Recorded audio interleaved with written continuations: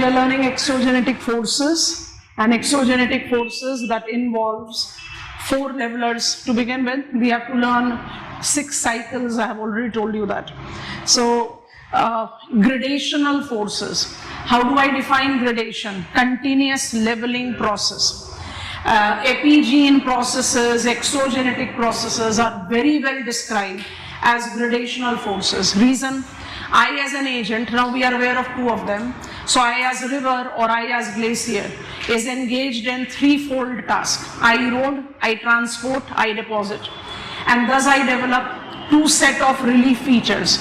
ऐसा नहीं है कि ट्रांसपोर्टेशन के साथ आप रिलीफ फीचर्स डेवलप नहीं करते हो. Yesterday we began our class talking about meanders, ingrown meanders, where we had cut bank which is called river cliff, and we had depositional bank which is called point bar deposit or slip of slope. तो वो भी तो features ही हैं. Meandering otherwise goes up with the reference of sluggish flow. So it is wrong for me to say that transportation is something that has to be treated exclusive. When I am eroding, then also I am transporting. But as an ideal demarcation, and we introduced ourselves to that when we were talking about first, second, third order relief features, that when I say third order relief feature, I essentially categorize them into 2. एक erosional और एक depositional. फिर से कल का example लेते हैं. Cut bank क्या है? Erosional. Point bar deposit क्या है? Depositional. Ultimately features उन्हीं 2 category में जाएंगे, एक depositional और एक erosion. Agents of gradation identifies themselves to be performing 3-fold task. So they are independent. They don't depend on others. ये हम lab में बैठकर कह सकते हैं. But then when we are in real world, you have to remind yourself that river is supposed to be eroding and transporting its own load. जल्दी से याद करा दो, bed load को किस तरह से river transport करती है. दोनों mechanism चाहिए. चंद्रभान, अच्छा रिविजन करते हो आप. Traction and saltation. तो अगर रिवर का जो बेड लोड है और even for that matter solutional load है या सस्पेंशन लोड है, ideally I'm sitting in lab, I'll say it is generated by river and river is transporting it. Reality में जज करोगे तो वो वेदर ड्रॉप मटेरियल भी तो हो सकता है, वो ग्लेशियर के द्वारा छोड़ा गया मटेरियल भी तो हो सकता है. कल हमने लर्न किया फ्लूवियो ग्लेशियल, हमने लर्न किया टंग शेप डिपॉजिट मोरेन्स. मोरेन्स में एक कैटेगरी है जिसको आप कहते हैं एंड मोरेन. अम्ब्रेला टर्म तो एंड मोरेन ही है, उसमें फिर आप टर्मिनल, रिसेशनल मोरेन एक्सेट्रा ऐड करो. जहां पर मोरेनिक डिपॉजिट इज एंड मोरेन, वहां ग्लेशियर खत्म हो रहा है और क्या शुरू हो रहा है? स्ट्रीम्स, जिनको हम कहते हैं ब्रेड्स. और ब्रेड कहां से आ रहा है? Braided pattern. तो ये नहीं पॉसिबल हो सकता कि वो जो ब्रेड है, जो ओरिजिन पॉइंट ऑफ स्ट्रीम है, वो उस मटेरियल को और आगे ट्रांसपोर्ट कर ले. It's possible. So in reality drawing out a clear water tight block कि ये काम इसी ने करा है दूसरा नहीं कर सकता is wrong. But when we try to learn action of one agent, when we try to learn action of one force, we just try to be segregated. So river as an active agent of gradation tends to develop topographical features which has got universal appeal. There is rejuvenated topography which is learned in the light of G.K. Gilbert's dynamic equilibrium. Glacier as an effective agent of gradation, कल का flow chart recall करो. Glacier as an effective agent of gradation tends to develop erosional and depositional feature. List पूरी बना दी हमने. Answer की requirement के हिसाब से आप उसको रीएडजस्ट कर सकते हो. I am alpine glacier. As an active agent of erosion, I develop horn and cone topography. As an active agent of deposition, I develop moraines. I as continental glacier, as erosional agent, develops Roche-Montagny crag and tail topography, and as a depositional agent can develop basket of eggs topography of drumlins uncovering.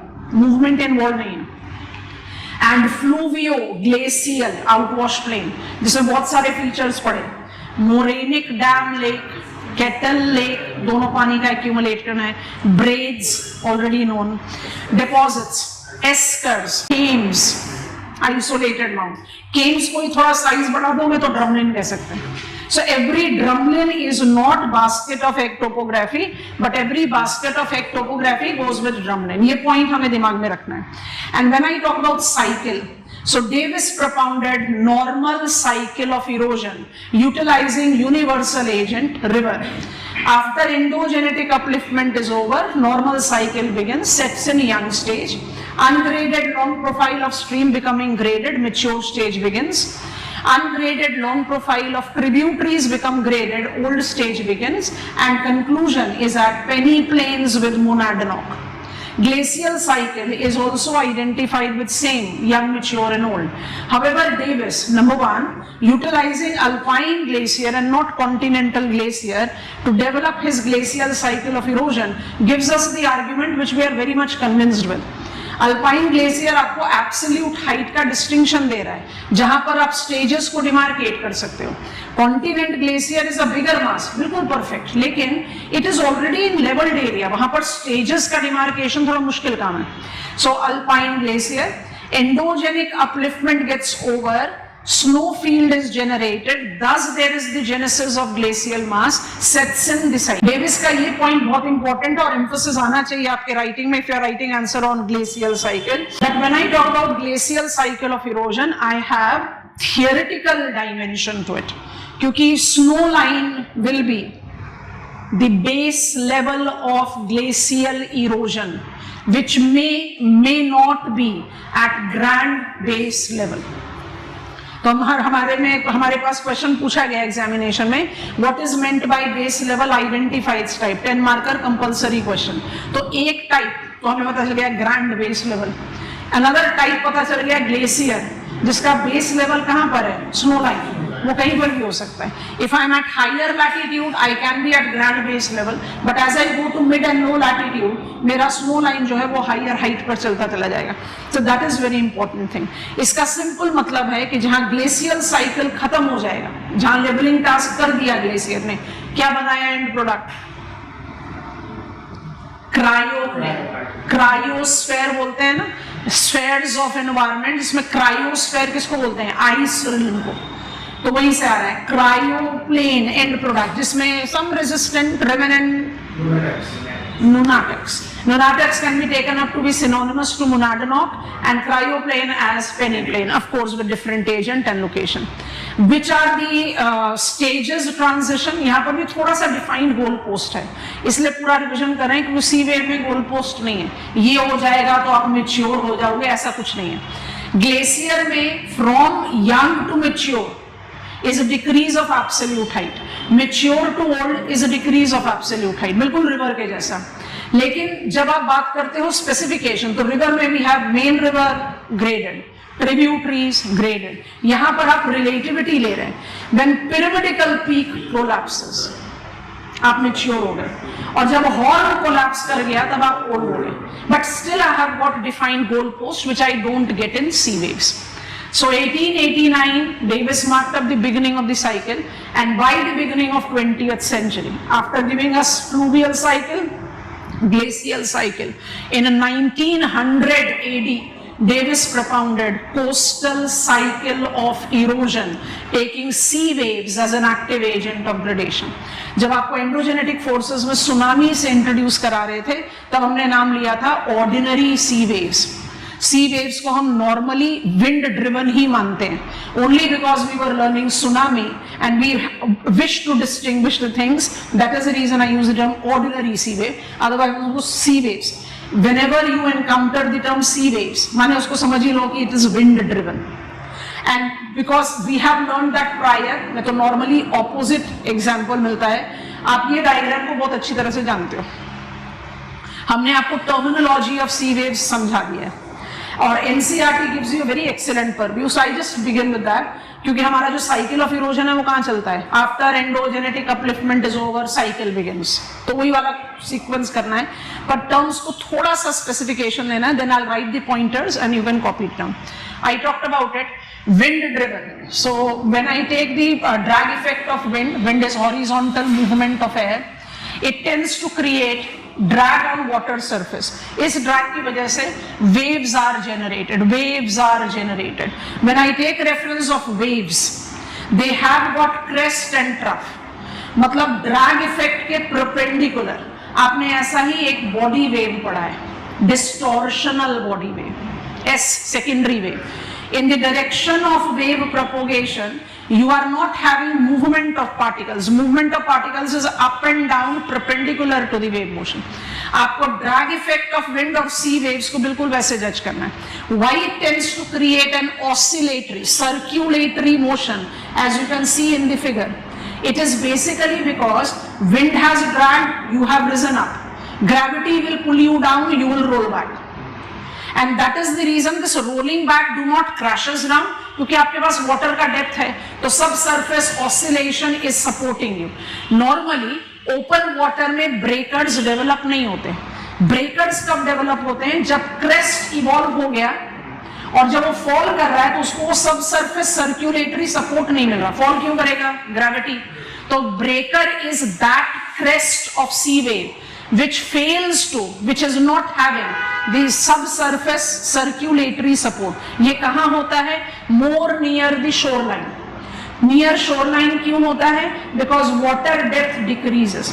तो breakers, which we can see here, tends to surf or splash. Surf is more technical term. I have fallen down on shore. And then I quietly retreat, जिसको हमने यहाँ label किया हुआ है backwash. So sea wave tends to develop breakers, surfs and retreat. Retreat is backwash. इस mechanism के साथ, we were aware of it. इस mechanism के साथ कुछ statement बना रहे हैं. समझ में आ गया तो go ahead देना, फिर हम शुरू करते हैं. Davisian coastal cycle of erosion. Sea wave as an active agent of gradation. Sea wave as an active agent of gradation has got surfing and backwash as the movement. I am going very slow. लिख देंगे फिर इसके बाद. पहले बताओ समझ में आ रहा है? True false. True false बताना. Erosive characteristics or erosive capacity of sea waves will be dependent on surfing. True, false? True. It will principally involve hydraulic action. True, false? Come on, come on, come on. True. TF karo, TF. True. Why? Pressure exerted, pressure released. Pressure exerted, pressure released. If there is a coastal mountain, pressure exerted, pressure released. Ultimately, that mountain will be eroded. So, sea wave can be agent of abrasion. Rock debris generate होगा. Backwash. Now next statement. Backwash is the action of sea wave that makes it agent transporting and depositing. True, false? True. अच्छा, जब transportation होगा broken rock material का, will it not be that they can be subjected to mutual wear tear? Fit in the technical term? Attrition. So I, as sea wave, can erode by hydraulic action. I am an abrasional agent, I can be attritional agent, and I by default can be corrosion agent. पानी involved है. ठीक है? Comfortable? Last चीज ध्यान से, beginning of geomorphic study, shoreline coastline को याद करो.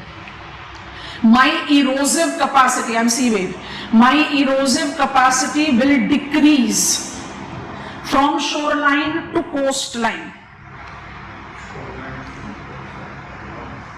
And my transportation capacity will decrease from coastline to shoreline. True. Shoreline क्या है? Boundary between water and land. Coastline क्या है? Landward limit of sea action. तो surfing effect strongest कहाँ होता है? Shoreline पर. तो my erosive capacity will decrease towards coastline. And my transportation capacity will decrease towards shoreline because हम retreat कर रहे हैं ना. I think this is comfortable. Quickly getting on to coastal cycle of erosion, और by default उसके साथ साथ हम पढ़ रहे हैं sea wave as an active agent of gradation. Beginning there. Okay, getting on to my board now. Coastal cycle of erosion. So fluvial cycle is done, glacial cycle is done. Now we want to learn coastal cycle, which by default refers sea waves as an active agent of gradation. It was also given to us by Davis, so वो भी लिख देते हैं यहाँ पर. और इसी के साथ एक क्वेश्चन की प्रोबेबिलिटी इवॉल्व हो जाती है, उसको भी हम इवेंचुअली जज करते हैं, पहले हमारे पॉइंटर्स क्रिएट करते हैं. Coastal cycle of erosion, sea wave as an active agent of gradation. By default we are talking about wind driven sea waves and we know that we are correlating it with surfing of breakers. आपको ये सारे terms हम समझा चुके हैं. And backwash. Every agent of gradation is different because they work differently. They work in different area and they develop different set of relief feature. यहाँ पर सबसे dominating action hydraulic action है. बाकी सब possible है, but hydraulic action is most significant way sea wave works. Sea waves cycle of erosion marks up its beginning with the development of shoreline. कल की class को याद करना पड़ेगा. डेवलपमेंट ऑफ shoreline तीन तरीके से हो सकता है.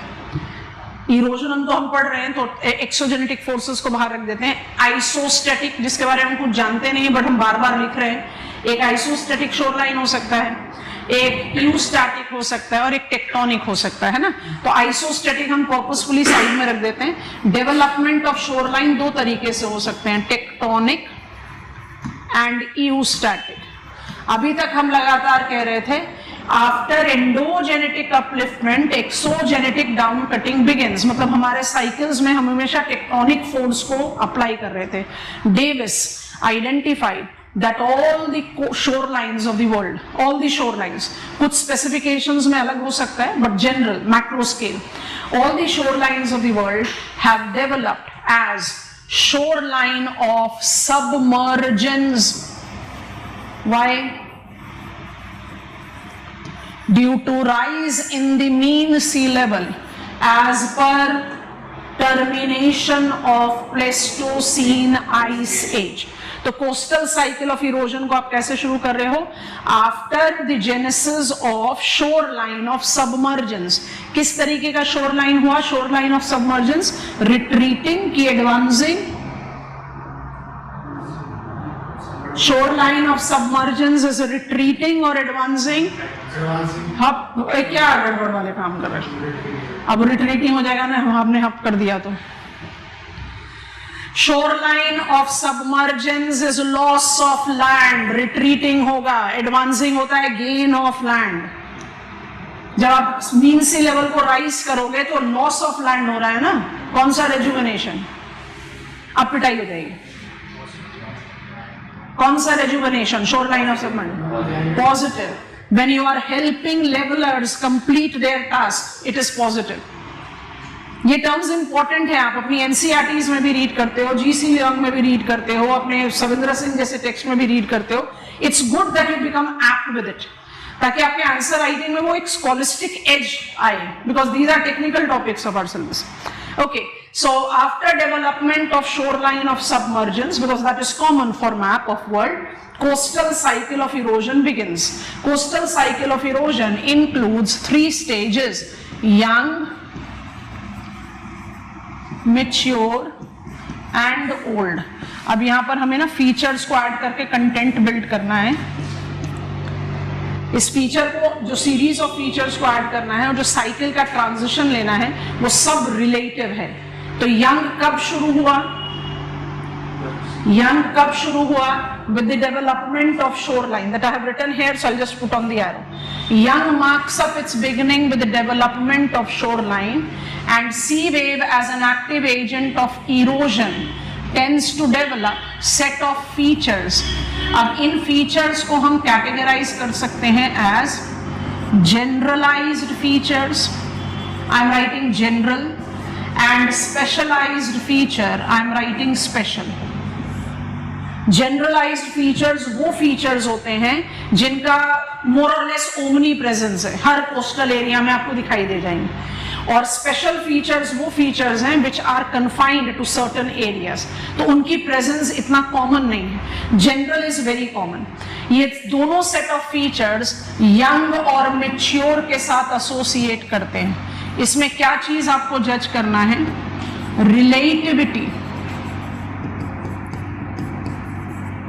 Of development. ये बहुत इंपॉर्टेंट है।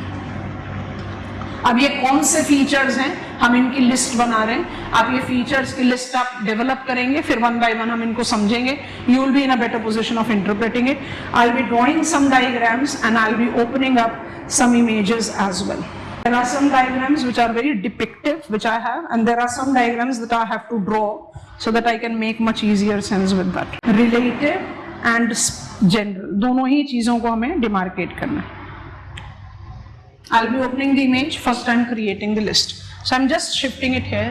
What are the features? C wave as an active agent of gradation. What are the features that C wave develops?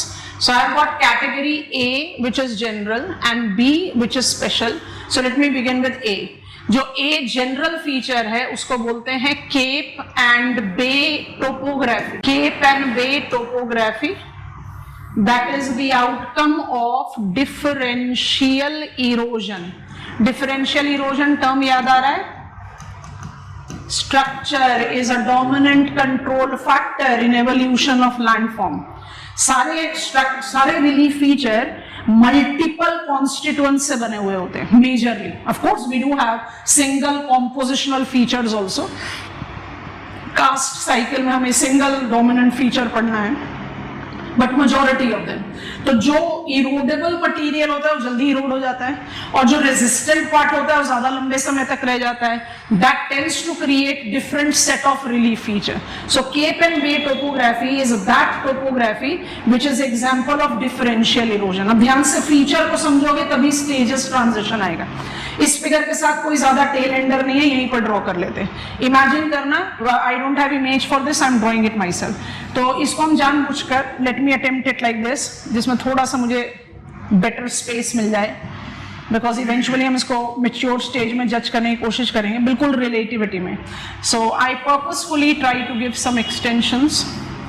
3 dimensional बना दोगे तो फिगर थोड़ा ज्यादा एक्सप्रेसिव हो जाता है, नहीं तो आप इसको 2 डायमेंशनल पर भी लेकर चल सकते हैं. There is no problem. Careful of what I am doing. Now I am believing that once upon a time this was the shoreline of the region. Sea waves have been continuously surfing that part of the original shoreline which was made up of less resistant material, got eroded. तो वहां पर क्या हो गया? Here I am creating yellow dots. ये कौन सा part है? These are the part where you have eroded less resistant material. आप इसको क्या बना दोगे? Bay. And the land which is resistant, comparatively resistant, and thus continues to remain projected out. अब मुझे टर्म केप तो आप लोगों को बताने की जरूरत नहीं है. Cape of Good Hope, Cape Comorin, you are aware of so much of the example. Cape को क्या कहते हैं? Tip of the peninsula. तो केप क्या है? Cape is the projecting land masses that are called headlands. तो ये मेरे तीनों कोनिकल डायमेंशन हेडलैंड बना रहे हैं, इनके टिप बना रही हैं केप्स. और जहां पर लेस रेजिस्टेंट मटेरियल था जिसको आपने इरोड कर दिया, that has created bay. Cape and Bay topography बहुत जनरल फीचर है and it is example of differential erosion. I think you have visualized it. Cape and Bay topography. ये हो गया जनरल. ये लगभग हर शोर लाइन पर मिलेगा, प्रोवाइडेड आपका शोर लाइन में एलिवेशन है. हमें जल्दी जल्दी गो अहेड देंगे आप लोग, क्योंकि जब आप फीचर समझ जाओगे ना तो स्टेज का जो ट्रांजिशन है वो बड़े आराम से समझ में आ जाएगा. Waiting for your go ahead. ठीक है. अच्छा, one feature sea wave as an active agent of erosion. Cape and bay topography समझ में आ गया. केप एंड बे टोपोग्राफी के साथ 2 चीजें याद रखेंगे. पहला, it's a very general feature, commonly found, और दूसरा, it is example of differential erosion. A category को हमने स्पेसिफाई कर दिया, अब हम बी कैटेगरी पे जा रहे हैं जो है special category, specialised category. I am on a separate page. Content लिखते जा रहे हैं, हमारे साथ साथ लिखते जाओ, फिर समझा रहे हैं. When I talk about special categories of erosional features, I am writing special features. It includes caves with arch followed on by stack or stump or it can create combination of caves with geos, blowholes. ये सब features के नाम है. That can lead to geo valley. Caves या तो arch बना लेगा या केव जियोस बना लेगा. All these features are special and represents differential erosion. Differential erosion की टर्म है, उसके बिना डिस्टिंक्शन लेना थोड़ा सा मुश्किल हो जाता है. तो first set of feature in special is differential erosion, and second set of feature is sea cliff including notch that can develop wave cut platform. How do I distinguish it from category 1? ये भी special feature है, ये commonly नहीं देखे जाएंगे, but it is with uniform structure.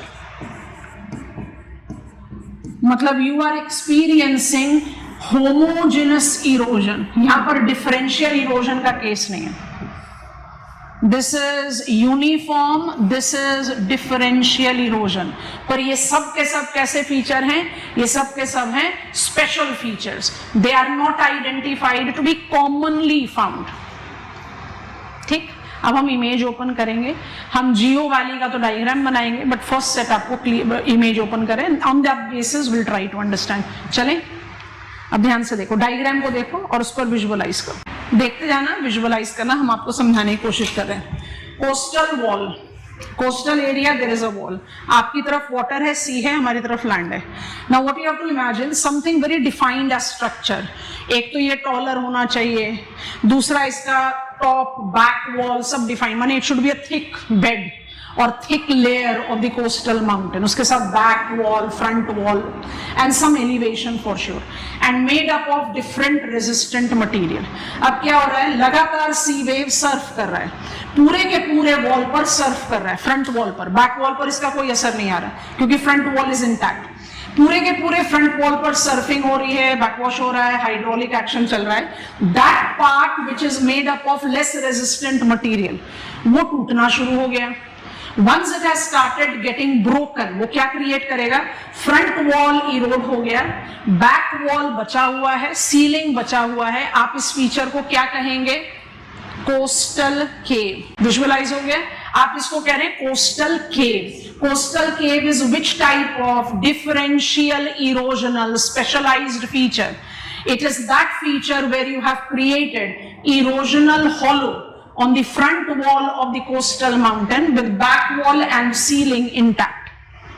Process on रखो. Sea wave की surfing effect on है.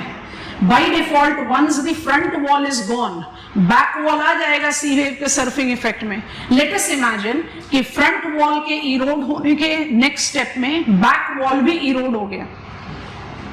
It will create a coastal arch bridge. उसको क्या बोलते हैं? सेकेंड आपने लिखा है. आर्च को कैसे विजुअलाइज करो? ब्रिज. केव को कैसे विजुअलाइज करो? Cave. Cave has to have top and back, so it's a hollow which incorporate front wall erosion. जब इसके बाद आपने बैक वॉल को इरोड कर दिया तो आपने कोस्टल ब्रिज तैयार करा, उसको आप कह रहे हो आर्च. प्रोसेस को कंटिन्यू रखिए. In due course of time, and this figure is very expressive towards it, that is the reason I choose to show this figure while making you understand. अगर आप इस process को continue रखें थोड़ी और देर, how will you justify? You will justify कि कुछ समय के बाद आर्च का ये वाला ब्लॉक इरोड हो सकता है. मतलब एक जो कोस्टल ब्रिज बना था, it can convert itself as coastal pillar. List देखो अपनी. इस कोस्टल पिलर को हम बोलते हैं stack.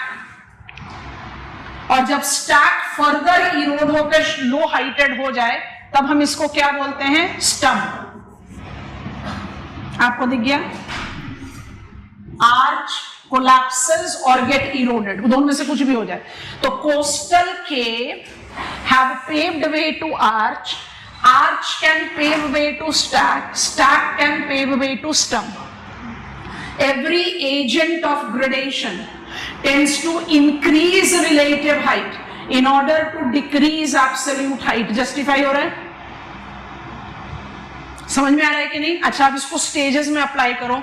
Do I sound correct if I say this will be applicable to young stage? केव का डेवलपमेंट, आर्च का डेवलपमेंट यंग स्टेज से एसोसिएट करेगा. स्टैक और स्टंप को आप मैच्योर स्टेज में एसोसिएट करेंगे. मतलब आप जब कोस्टल एरिया में पहुंच गए और आपको वहां पर ज्यादा आर्च और केव्स दिखाई दे रहे हैं, आप कहोगे coastal cycle is in young stage. But उसकी जगह आपको दिखाई दे रहा है स्टैक, स्टंप, तो आप कहोगे it is in mature stage. Sitting in lab we can say कि स्टंप को आप डालो ना ओल्ड स्टेज में, पर natural I don't have size agreement. जैसे हमने क्रेटर कैल्डेरा पढ़ा, कोई साइज थोड़ी बता सकते हो कि इतना डायमीटर होगा तो क्रेटर हो, इतना होगा तो कैल्डेरा होगा. ये तो रिलेटिविटी में है. स्टैक एंड स्टंप का कोई साइज अग्रीमेंट नहीं है.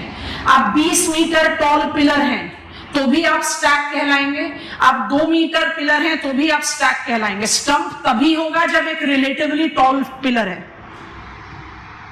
So sitting in lab I can say कि stump माने I have entered old stage, but in reality that is difficult. अब इस टोपोग्राफी को देख के विजुअलाइज करने की कोशिश करो. I have evolved topography in relativity of maturity. कोई गोल पोस्ट नहीं है. केव और आर्च डोमिनेंट कोस्टल एरिया है तो topography is in young stage.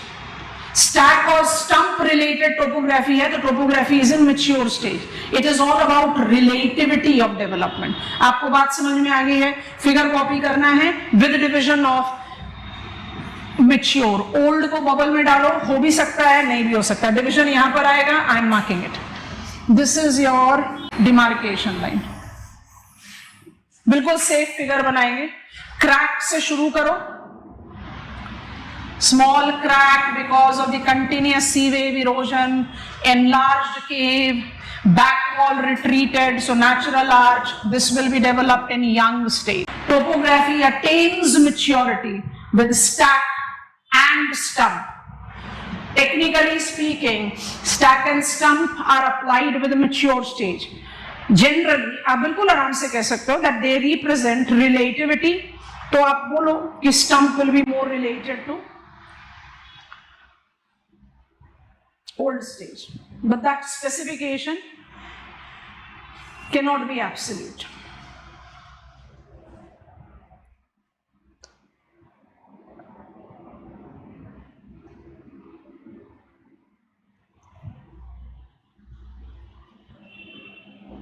कुछ कुछ साइकिल्स को विजुअलाइज करने के लिए फीचर्स को ऐड ऑन करना बहुत जरूरी होता है.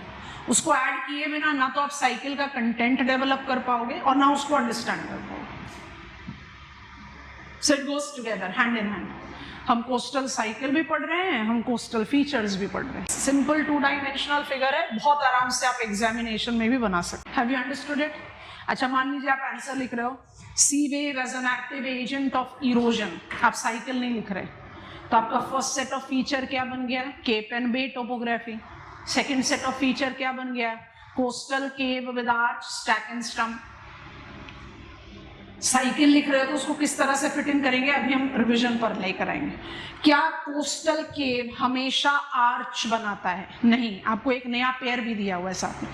कोस्टल केव आर्च की जगह जियो वैलीज या ब्लो होल भी बना सकता है. अब ये जियो वैली या ब्लो होल क्या है? पहले ब्लो होल बनाएगा, उसको जियोज भी बोलते हैं, उसके बाद वो जियो वैली बनाएगा. Can I proceed? कोस्टल केव बिल्कुल उसी तरीके से बना, पर आपको कंडीशन अब चेंज करनी है.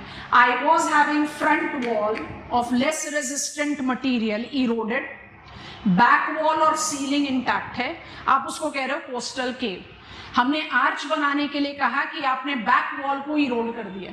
कोई गारंटी थोड़ी ना है. बैक वॉल हो सकता है ज्यादा रेजिस्टेंट मटीरियल का हो, सीलिंग ज्यादा हाइट की ना हो या लेस रेजिस्टेंट मटेरियल की हो, तो कंटिन्यूस सर्फिंग से बैक वॉल की जगह सीलिंग टूटना शुरू हो जाए, तब आर्च नहीं बनेगा. तब क्या बनेगा? जियो. अब जरा इसको विजुअलाइज करते हैं. हम अपने लिस्ट पर दोबारा से जाएंगे. Can I close it? ये डिमार्केशन मैच्योर एंड ओल्ड का आपने लिख लिया. हम आपको देखने के लिए बोलेंगे to understand how it goes. अच्छा, I want to go to board. caves can generate geos with geo valley. ठीक, अब ये बोल्ड एरो आपको जो डिस्टिंक्शन समझ में आ रहा है, हमने इसको इस तरह से क्यों डिमार्केट किया, ये जाएगा यंग स्टेज पे, यस ऑल ऑफ अस, और ये जा रहे हैं मैच्योर। आप ओल्ड की रिलेटिविटी ले सकते हो पर कोई जरूरी नहीं है कि उसकी रिलेटिविटी मिल जाए। चलो अब जरा समझो, I have coastal cave and I have to draw it in a 3-dimensional domain to make you understand geo. तो थोड़ा सा difficult looking diagram है but manageable है, अब ध्यान से देखना। So I want to create out ऐसा कुछ coastal mount को develop करते हैं जो मुझे height भी दे और मुझे extension भी दे where I can give। चलो हमारा base ready हो गया, sufficient। अब this is my sea wave। sea wave लगातार कोस्टल माउंटेन को हाइड्रोलिक एक्शन इंड्यूस कर रही है। टॉप वॉल को भी ड्रॉ कर दे। अब इससे क्या होगा, सबसे पहले I will be developing coastal cave. हमने अभी इसको ऑलरेडी डायग्राम में बना लिया है। तो I created coastal cave. What is coastal cave? It is the hollow that has been generated on the front wall because that part was made up of less resistant material. अगर इसके बाद back wall पर असर जाए तो वो arch बनाएगा, but we want to create a different condition.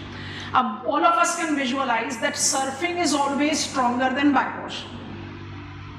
तो जब आपने केव क्रिएट कर लिया तो देयर इज पॉसिबिलिटी कि आप बैक वॉल को भी तोड़ दें या सीलिंग को भी तोड़ दें। अब हम सोच रहे हैं कि सीलिंग को क्रैक डेवलप करना शुरू करें। सीलिंग के साथ दो चीजें अटैच होंगी, ध्यान से विजुअलाइज करना। In place of breaking back wall I have developed crack. I have developed crack. I have just created a small dot on the ceiling of the coastal cave. Reason, it was made up of less resistant material. लगातार जो hydraulic action हो रहा है उसमें ceiling पर crack develop हो गया। अगर ये crack, let me just put it like this, अगर इस crack को हम simple developed crack की तरह छोड़ दें तो you'll call it geos. geos. Ceiling की क्रैक शुरू हो गई, इसका मतलब अब जितनी बार हाइड्रोलिक एक्शन आएगा थियोरेटिकली बैक वॉल पर उसका असर नहीं जाएगा, सीलिंग पर जाएगा। तो cave will not develop arch, it has developed ceiling crack which is called geo. All geos are what? Crack on ceiling. Ceiling या टेरेस दोनों बोल सकते हैं, क्योंकि केव के रेफरेंस में बोल रहे हैं इसलिए ceiling, because we are viewing it from the inner side. ठीक है, geos are crack. All geos are not blowholes, but all blowholes are geos. तो geos और blowhole में डिफरेंस क्या है? अब इसके लिए आपको एक चीज इमेजिन करनी पड़ेगी।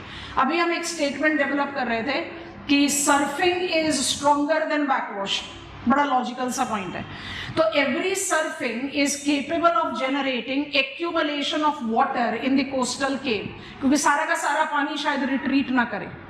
तो जब लगातार हाइड्रोलिक एक्शन से वो वाटर पर भी प्रेशर जनरेट होता है, it also add to the abrasional capacity of sea wave. अगर उस अब्रेजनल कैपेसिटी के साथ आपने सिर्फ क्रैक नहीं डेवलप किया, आपने प्रेशराइज्ड वाटर भी इजेक्ट आउट करना शुरू कर दिया। If you have ever been in the coastal area, ये बड़ा कॉमन साइट होता है।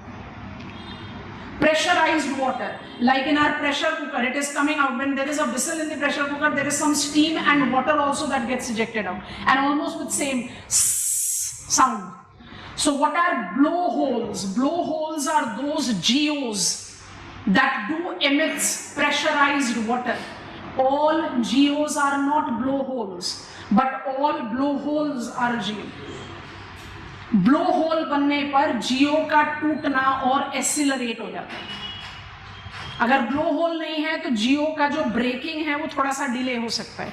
अब इसको ब्रेक कर देते हैं। इसको हॉट स्प्रिंग्स की फॉर्मेशन के लिए आपको सल्फर रिच वाटर या मैग्नेटिक लोकेशन चाहिए, वो नेसेसरली हर कोस्टल एरिया में नहीं होता, इसलिए we don't associate blow hole with phreatic activities. Phreatic activity का कंसिडरेशन स्ट्रांगली क्या है? I can be coastal, I can be interiors, but मेरे लिए रिक्वायरमेंट क्या है? It should be active volcanic site.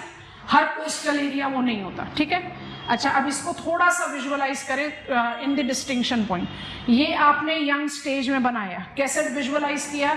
It was the cave has failed to break back wall, rather has created crack on the ceiling. If it is only crack, it is geo. If it is gushing out the pressurized water, it is blowhole. अब due course of time में क्या होगा? देखो ध्यान से. Trying to repeat almost in the same sequence. In due course of time, what will happen? This is likely to happen.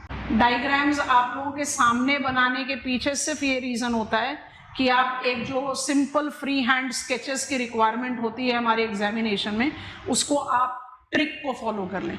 2-3 times free hand sketching and it will be done. I want to put it in dotted because now cave will not be existing. तो मान लो कि ये मेरा dotted purview है, ये original केव था.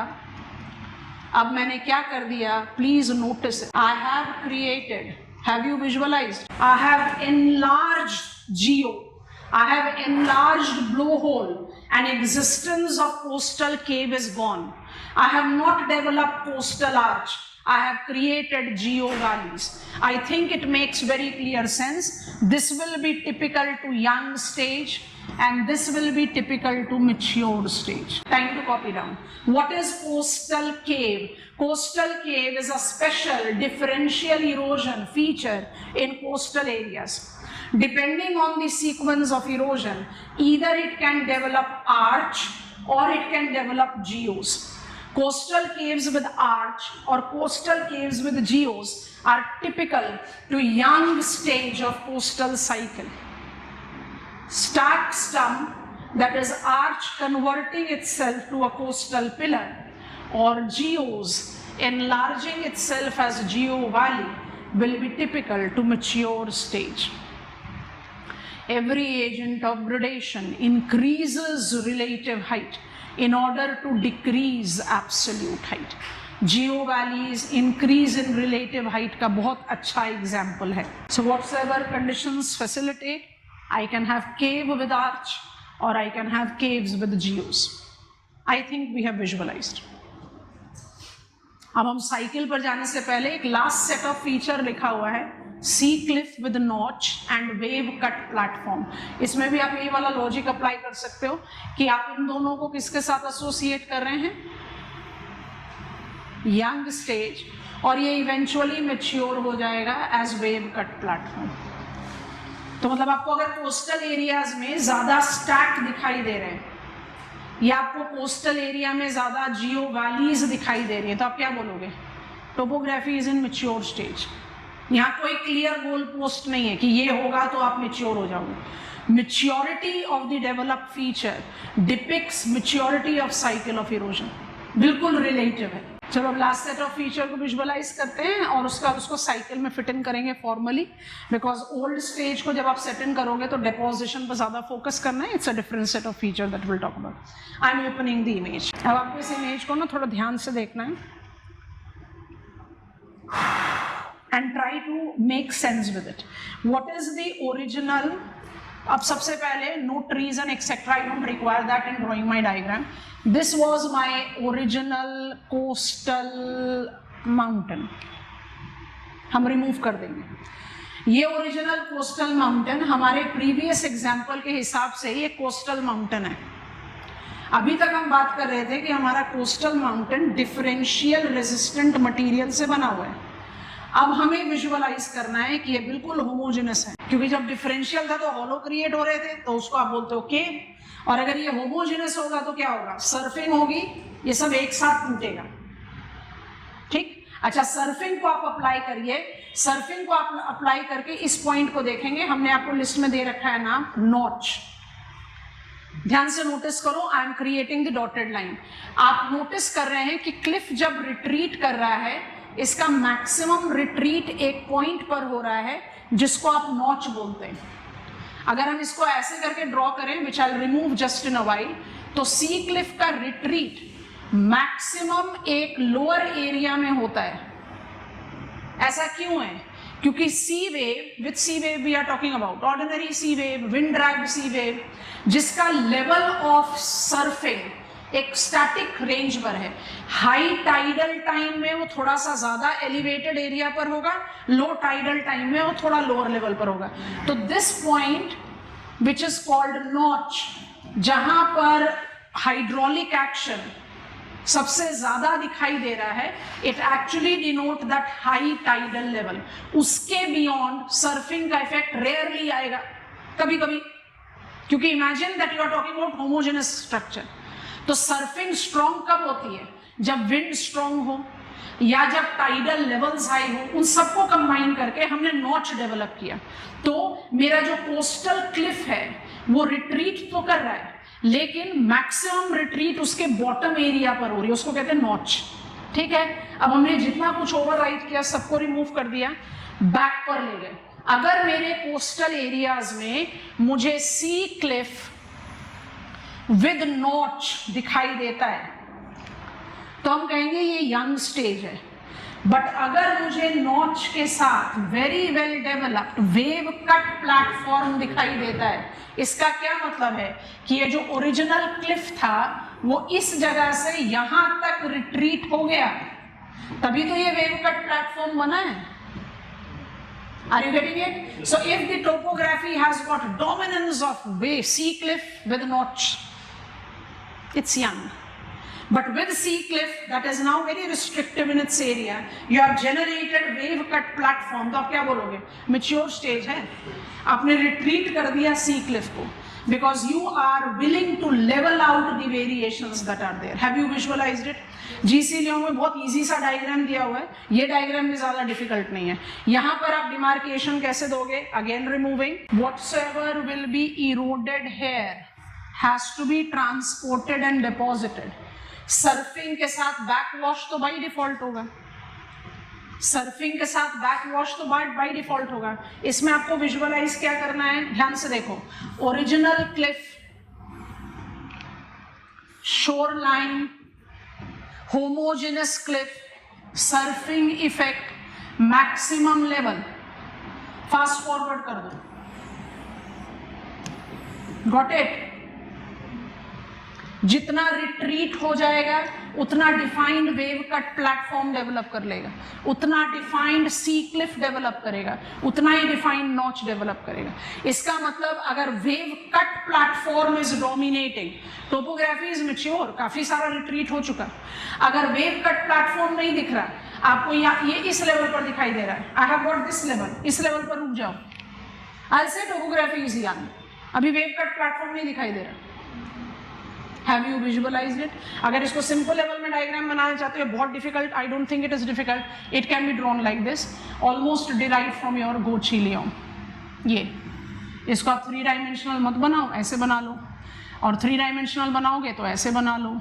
बनाना पड़ेगा क्योंकि अभी बीचेस भी पढ़ना है। तो ये क्या हो गया आपका? Wave cut platform. ये क्या हो गया? नॉच। ये क्या हो गया? सी क्लिफ। अगर wave cut platform is dominating, my topography is mature, and I just label it out here like this. आप अगर ये वाला फिगर ड्रॉ करना चाहते हैं, पेड़ पौधे बनाने की जरूरत नहीं है, सिंपल नॉच और क्लिफ को बना सकते हैं। Young, homogeneous. अपर पोर्शन जो फॉल करेगा उसमें वेदरिंग का रोल होगा बच्चे, पूरा रिट्रीट अपने आप से। हाँ, वेदरिंग इफेक्ट, तभी तो यहाँ पर बादल बने हुए हैं, रेनफॉल, टेम्परेचर चेंज, तभी रिट्रीट। बट सी वेव का action homogeneous. Quickly copy down, give me go ahead. अब आप आराम से समझ जाओगे हम डेविस साइकिल के बारे में जब बोलेंगे। When I insist you to see some images or copy it down, it is because among the other images available with the easy Google search, they are more depictive. ध्यान से यहाँ पर देखोगे, जैसे हमने आपको बताया, weather weakens the cliff. यहाँ तक तो सी वेव पहुँचेगा नहीं, रेयरली पहुँचेगा। I'll go back to my board with the content that we created as page 1. As we are now aware of sea wave as an active agent of erosion, we can easily fit in with coastal cycle of erosion. Only? Yeah. When I say they are special features, they are not common. Caves are more common than sea cliff. because structural heterogeneity is more common than homogeneity. मैं जैसे river में किया था ना, अब आप कहते हो जैसे river Ganga, it do not develop I-shaped valley. River Ganga is more known for developing V-shaped valley. पर जब आप रिवर की इरोजनल लिस्ट बनाते हो तो आप कहते हो V-shaped valley, I-shaped valley, rapids भी है, waterfall भी है. हर रिवर थोड़ी वो सब चीजें बनाती है.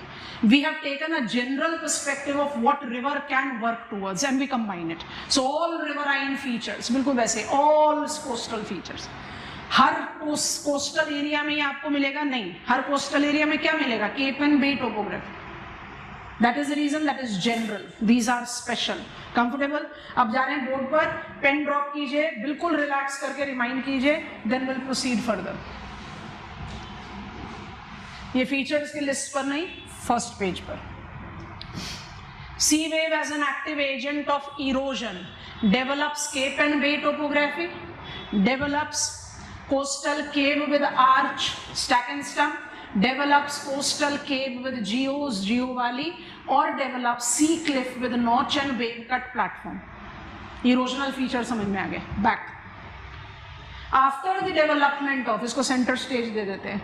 After the development of shoreline, Davisian coastal cycle of erosion. After development of shoreline, which Davis emphasized, is due to submergence. तो यहाँ पर endogenic की जगह वो eustatic factor को ज़्यादा emphasis दे रहे हैं. So after development of shoreline, termination of Pleistocene ice age, rise in mean sea level, shoreline of submergence, present day cycle, coastal cycle of erosion began, and thus marked up the beginning of young stage. In young stage, sea wave as an active agent of erosion dominates. It tends to develop general erosional feature called cape and bay topography and special erosional feature with differential erosion as coastal caves either with arch or geos. In areas where we are having homogeneous structural cliff, it also develops sea cliff with notches. Topography, when attains maturity, we say that the cycle has entered mature stage. अब topography have entered maturity, इसको आप कैसे जज करोगे? एक तो बिल्कुल ही relative है, इसलिए हमने उसको एम्फसाइज ही नहीं किया कि आप इस फिगर को देखो और आप कहो कि केप्स विल बिकम, दोबारा से सेंटर पर ले आते, capes will become more narrow and bays will become more broad. अब ये तो प्रैक्टिकली पॉसिबल ही नहीं है जज करना कि पहले कैसा था और अब कैसा है. पर अगर हम अपने डायग्राम में जस्टिफाई करें, अगर हमने ये बना दिया अपने हेडलैंड को, तो अब आप क्या बोलोगे? मैच्योर हो गया, बे बढ़ता जा रहा है, हेडलैंड कम होता जा रहा है. बट रियलिटी में इसको जज करना बहुत मुश्किल है, तो इसको हम एम्फसिस नहीं देते. When the topography shows maturity, relative maturity, we say that the cycle have entered mature stage. तो इसमें maturity को truly define, practically define क्या करता है कि कोस्टल केव और आर्च की जगह आपको स्टैक दिखाई दे रहा है, कोस्टल केव और जियोज या ब्लो होल की जगह आपको जियो वैली दिख रही है, सी क्लिफ और नॉच इतने रिट्रीट हो गए हैं कि आपने वेव कट प्लेटफॉर्म को डोमिनेटिंग देख लिया. This is where you say my cycle have entered mature stage. I think this is comfortable. How do I change over from mature to old? अब डेविस इसमें दो चीजें बता रहे हैं, let me put it into centre. How do I change from mature to old? So mature से old जाने में थोड़ा सा डिफाइंड गोल पोस्ट है. What is that? Decrease in absolute height that can be depicted with collapse of sea cliff. Visualize हो रहा है? पहले visualize करो फिर लिखो. Collapse of sea cliff. क्या हो गया? Sea cliff नोच पर कट गया, दम हो सकता है. Collapse of sea cliff और development ऑफ स्टंप, इसको आप बबल में डाल दो क्योंकि डेवलपमेंट ऑफ स्टंप रिलेटिव हो गया.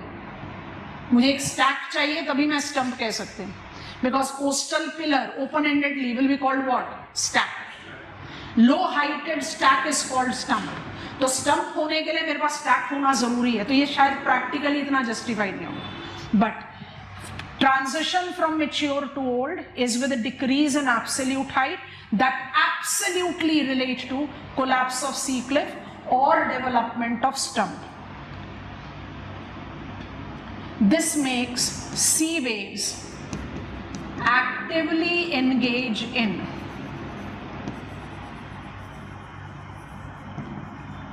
deposition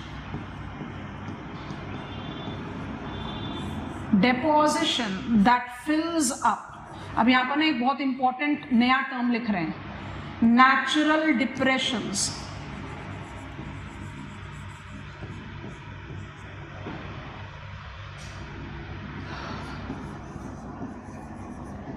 It is beach deposits filling up natural depressions, beach deposits, which when generates, अभी beaches बताएंगे, which when generates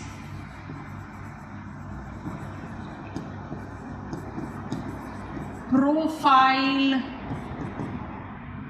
of equilibrium, cycle comes to an end with the development of coastal peneplain, definition लिखने की जरूरत नहीं है, and coastal monadnocks. Coastal peneplain तो by default at grand base level ही होगा. यहाँ एक नया टर्म आया हमारे रेडार पर, that is called profile of equilibrium.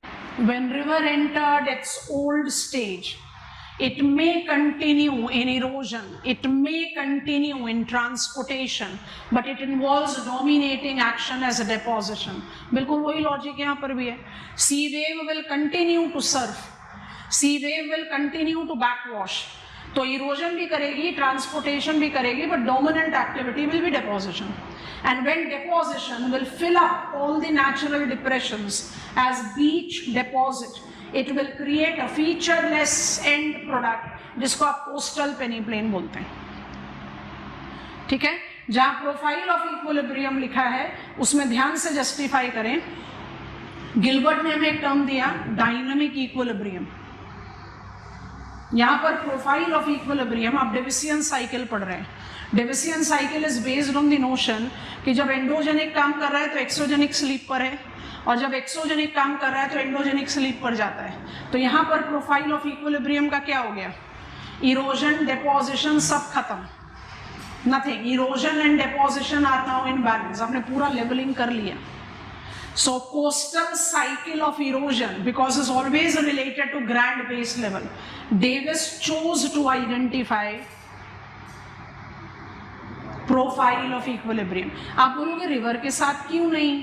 तो आपने कभी इनलैंड रिवर्स के बारे में सुना है? India has got one of the big rivers Luni, जिसका माउथ कोई सी बे गल्फ नहीं है, उसका माउथ है रन ऑफ कच्छ. तो इसका मतलब लूनी का graded profile run of Kutch में खत्म हो जाएगा.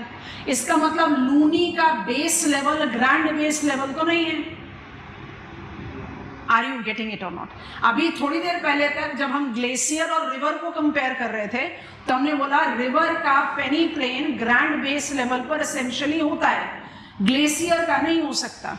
पर अब मैग्नीफाइड ग्लास लेकर रिवर स्ट्रीम के वेरिएंट्स को जज करो.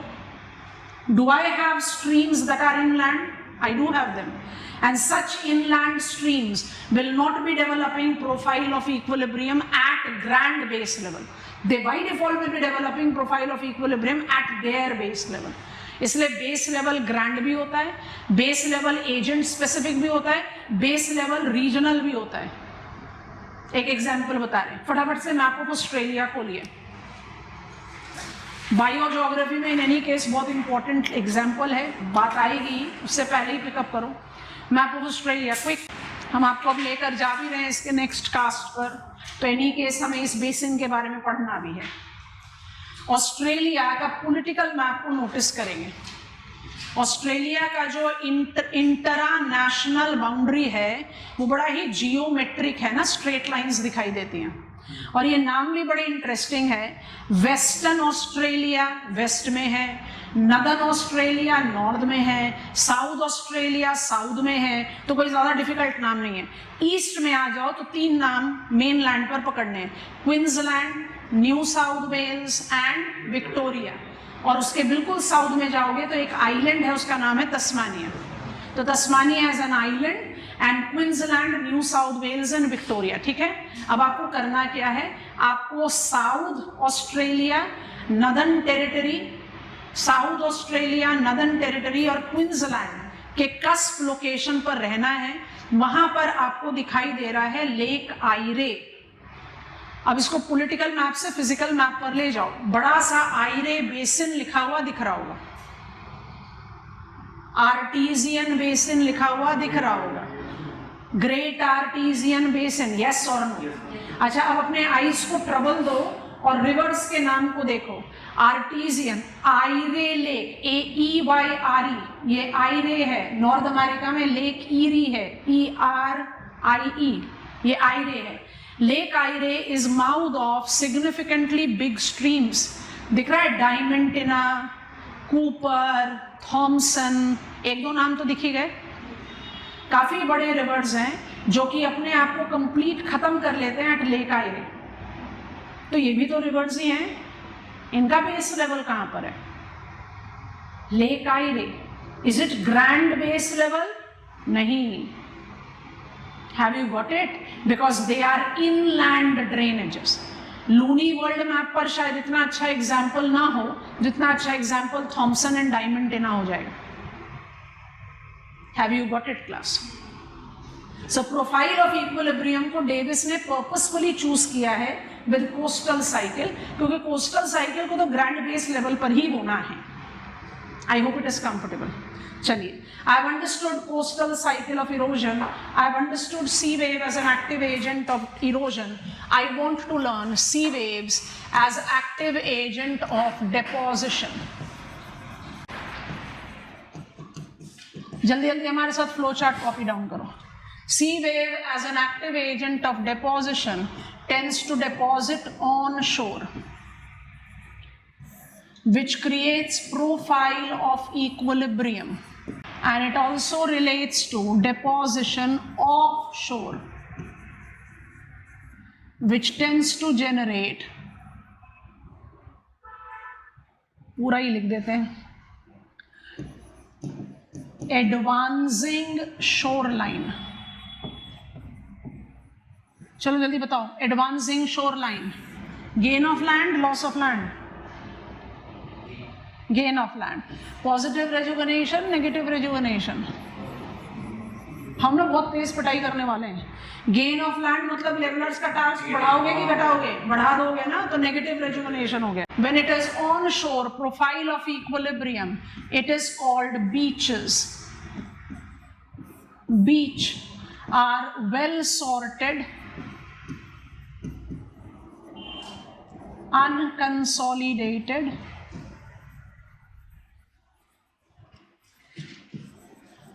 left behind deposits by backwash. It can associate itself with beach cups that generates beach swale topography.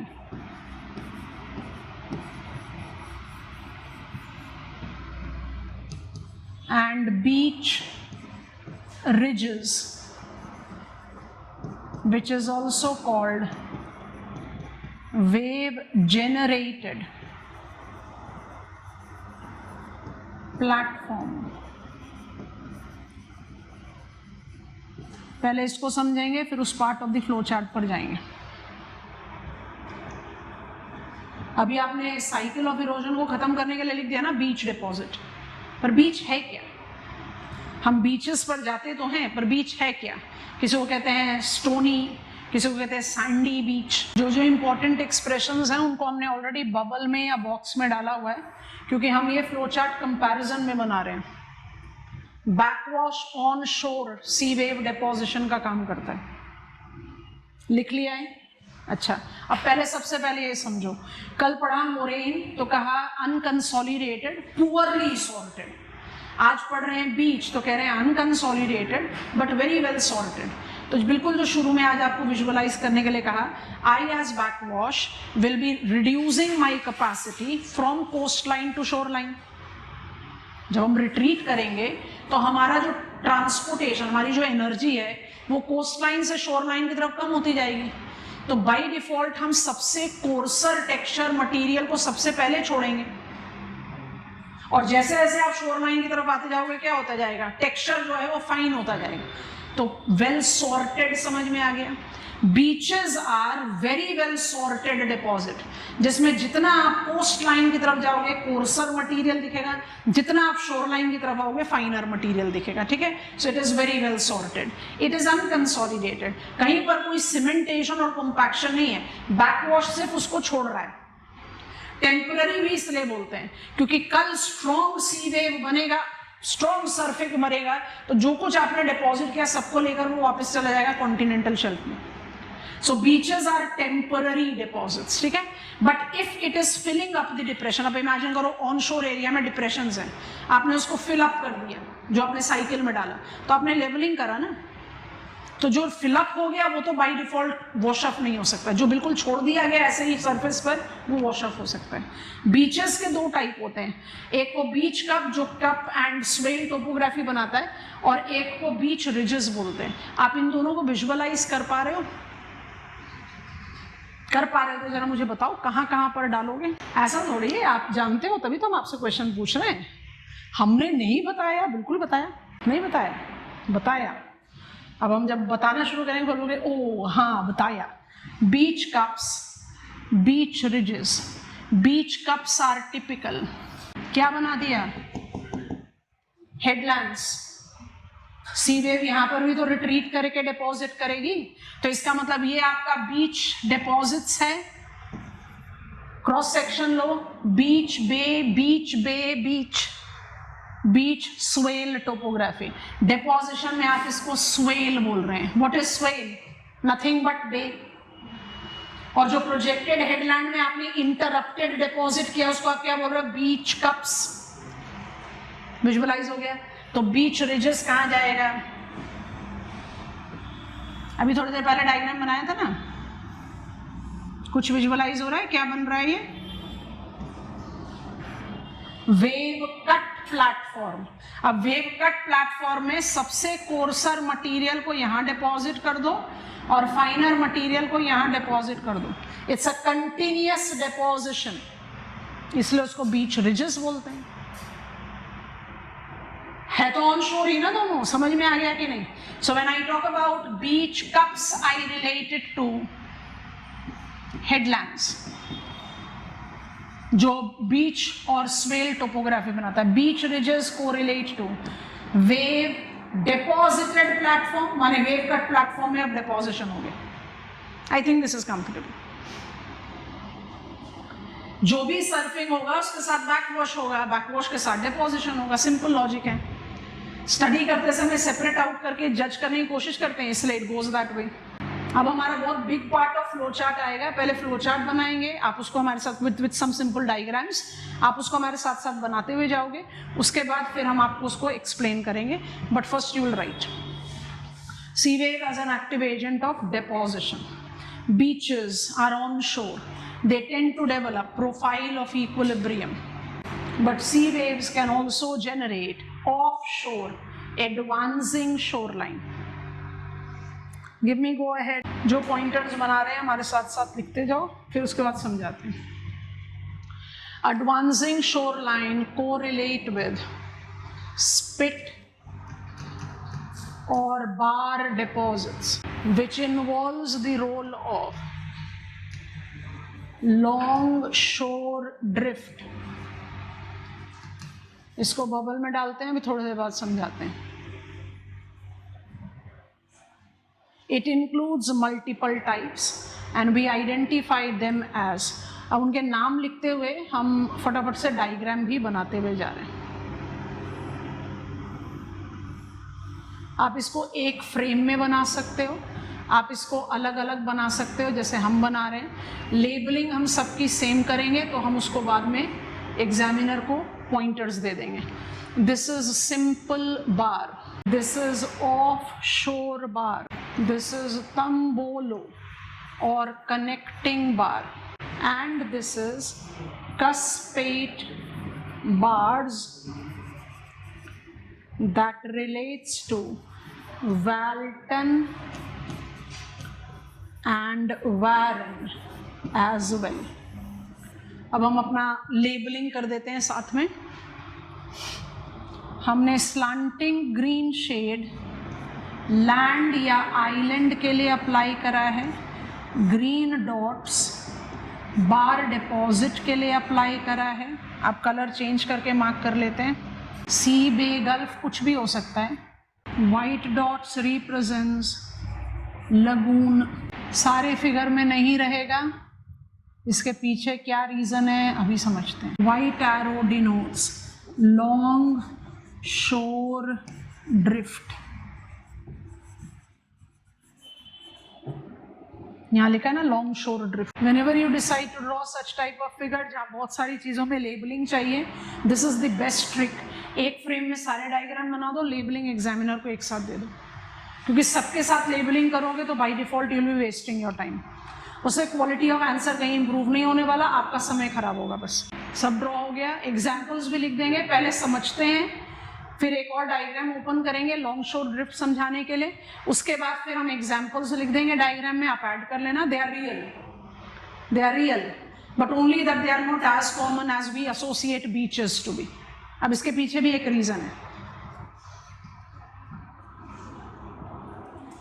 I am waiting for your go ahead. आप साइकिल ऑफ इरोजन लिख रहे हो तो आपको बार डिपॉजिट्स नहीं लिखना है, बट आप sea wave as an active agent of gradation लिख रहे हो तो बार डिपॉजिट के बिना आंसर इनकम्प्लीट है, क्योंकि साइकिल तो खत्म हो जाएगा प्रोफाइल ऑफ इक्विलिब्रियम में। आपको बीचेस के बियॉन्ड नहीं लिखना साइकिल में, पर आप sea wave as an active agent of gradation या sea wave as depositing agent लिख रहे हो और अपने बार और स्पिट डिपॉजिट को छोड़ दिया तो आपका आंसर इनकम्प्लीट है। अच्छा, अपना बेसिक से रिवाइज करने की कोशिश करते हैं। हमने सर्फ किया और बैक वॉश जनरेट किया। बैक वॉश अपनी कैपेसिटी ऑफ ट्रांसपोर्टेशन खत्म करता जाता है from coast line to shore line, तो सबसे कोर्सर डिपॉजिट को सबसे पहले डिपॉजिट करता है। तो बाय डिफॉल्ट जो बिल्कुल फाइनर डिपॉजिट होते हैं वो उसको ऑफ शोर भी ले जा सकता है, जो सी सरफेस पर सस्पेंडेड रह सकते हैं काफी लंबे समय तक। सी वेव उसको बहुत दूर दूर तक ट्रांसपोर्ट भी कर सकता है। तो बैक वॉश ने इमेजिन करो कि बहुत फाइन सब्सटेंसेस को ऑफ शोर ट्रांसपोर्ट किया जो हो सकता है, and because they are very fine texture they don't get deposit, they remain suspended. यही सस्पेंडेड मटेरियल अगर कंपैक्शन और सीमेंटेशन एक्सपीरियंस करेगा तो बार या स्पिट डिपॉजिट बनाएगा। Technically speaking spits are immature bar. Lab में बैठ जाएं तो हम कहेंगे भाई स्पिट्स क्या होते हैं। स्पिट्स जो है वो इमेच्योर बार है। स्पिट्स शुरू होते हैं एक्यूमुलेशन, जब वो और सीमेंटेड एंड कंसोलिडेटेड हो जाते हैं तब वो बार बनते हैं। अब आपके दिमाग में ये क्वेश्चन आएगा कि कोई भी सस्पेंडेड मटेरियल सीमेंट और कॉम्पैक्ट कैसे होगा, सी वेव तो लगातार चल रही है। इट्स वेरी लाइकली कि ये वाला मटेरियल वॉश ऑफ हो जाए, that is very really they get washed of. इसलिए बीचेस ज्यादा कॉमन है, बार डिपॉजिट कॉमन नहीं है, बट बार डिपॉजिट्स हैं। सो कैसे बनते हैं अब उसको विजुअलाइज करो। इसमें रोल आता है लॉन्ग शोर ड्रिफ्ट का। अब लॉन्ग शोर ड्रिफ्ट क्या है, please view it, I am explaining it in very simple terms. ये मेरे 4 लेवल्स ऑफ वाटर हैं, top layer and 3 bottom layers, low lying layers. Wind ने सिर्फ मेरे टॉप लेयर को ड्रैग किया। As wind, horizontal movement of air with its velocity have dragged the surface water. अब surface water जब move करना शुरू करता है तो वो drag transfer करता है सब surface water में। विंड वेलोसिटी बहुत स्ट्रॉन्ग रहेगी तो ड्रैग इफेक्ट काफी डीप तक जा सकता है, वीक रहेगी तो ड्रैग इफेक्ट वीकर लेवल पर जा सकता है।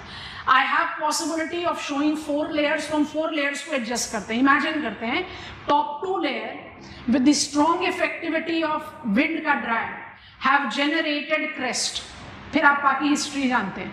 तो I have develop crest and trough and thereby I am creating breakers. तो ब्रेकर्स बनाकर हम 2 लेयर, टॉप 2 लेयर तो सर्फ कर गए ऑन शोर,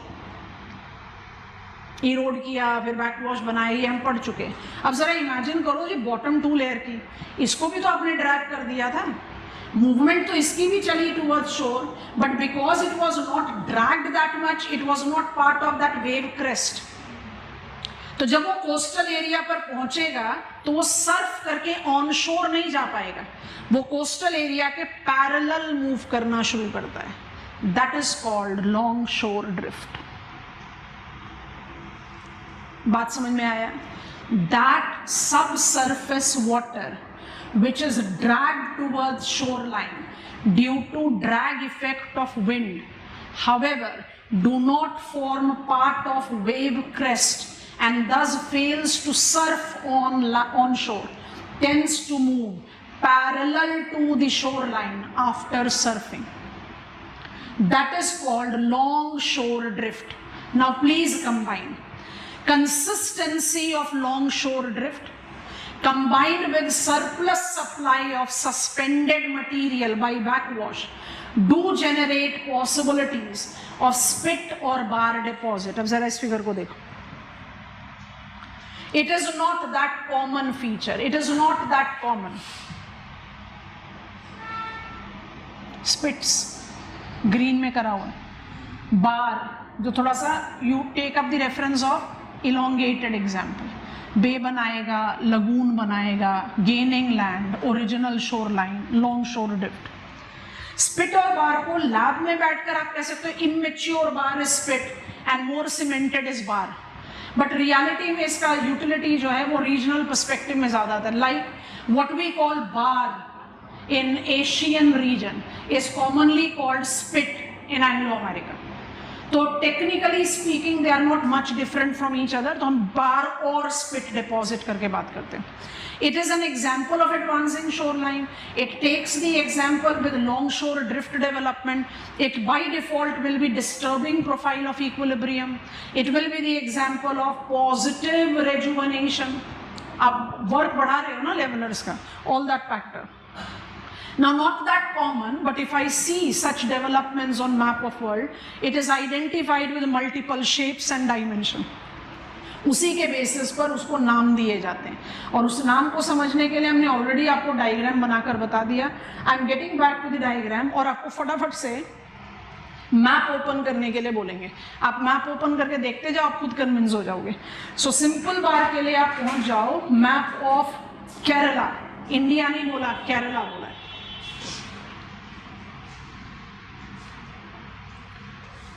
पहुंच गए तो गो अहेड देना।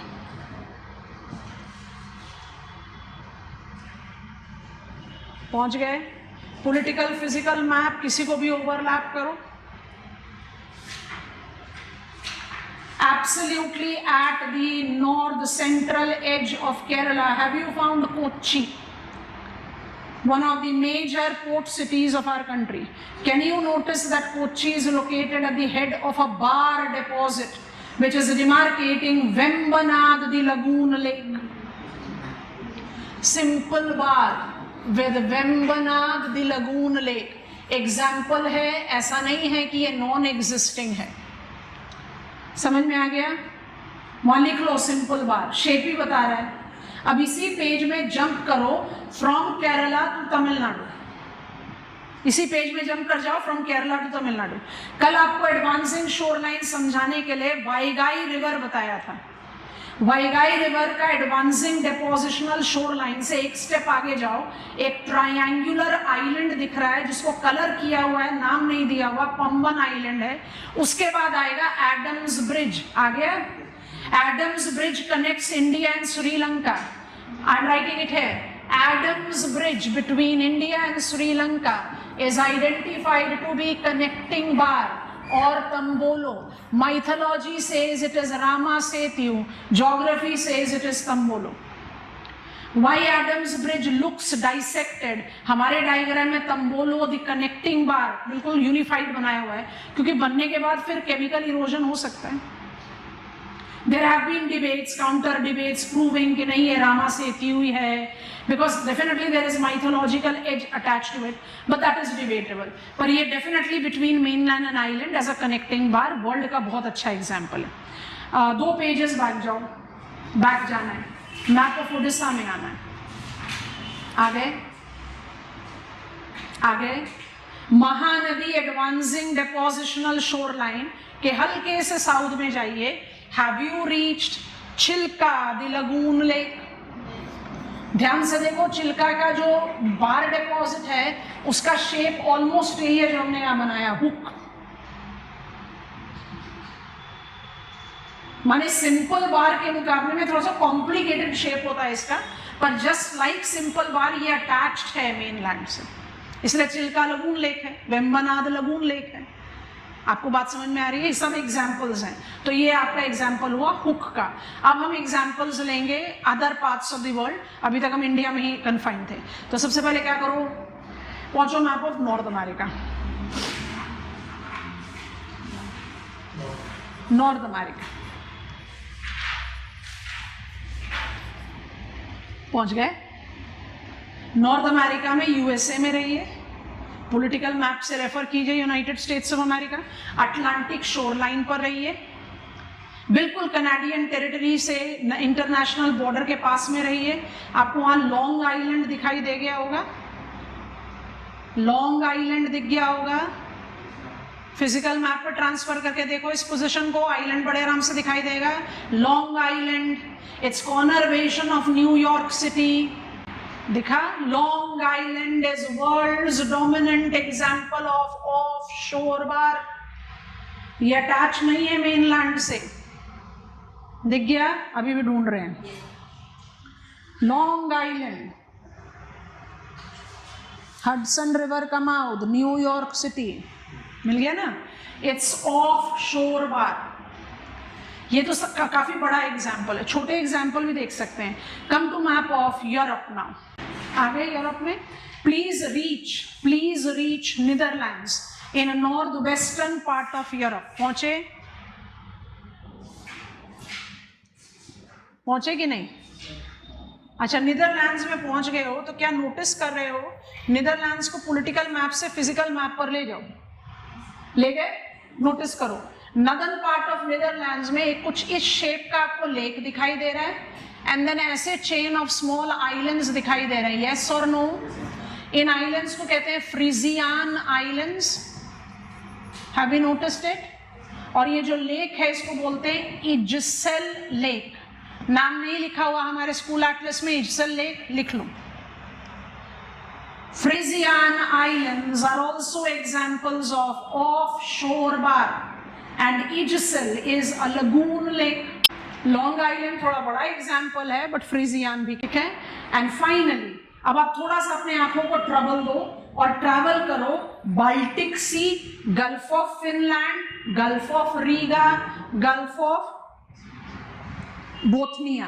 ट्रैवल करो, धीरे धीरे शोर लाइन पर ट्रैवल करना. अगर हम आपको बहुत स्पेसिफिकेशन दें तो बाल्टिक सी में, गल्फ ऑफ रीगा में you are noticing that the bar deposits are extending from both the sides. दिख रहा है? बार डिपॉजिट मुझे दोनों साइड से एक्सटेंसिव दिखाई दे रहे हैं, यही नाम हमने यहाँ लिखा है. When bar deposit marks up its extension from both the sides, it tends to create out more enclosed water body. और ये जो नाम हमने लिखे हैं इसको वॉल्टन, वैरन, वैडन भी बोलते हैं, वैडन भी लिख देते हैं. वैडन नेम आता है नीदरलैंड से, वॉल्टन नेम आता है जर्मनी से, वैरन नेम आता है रशिया से.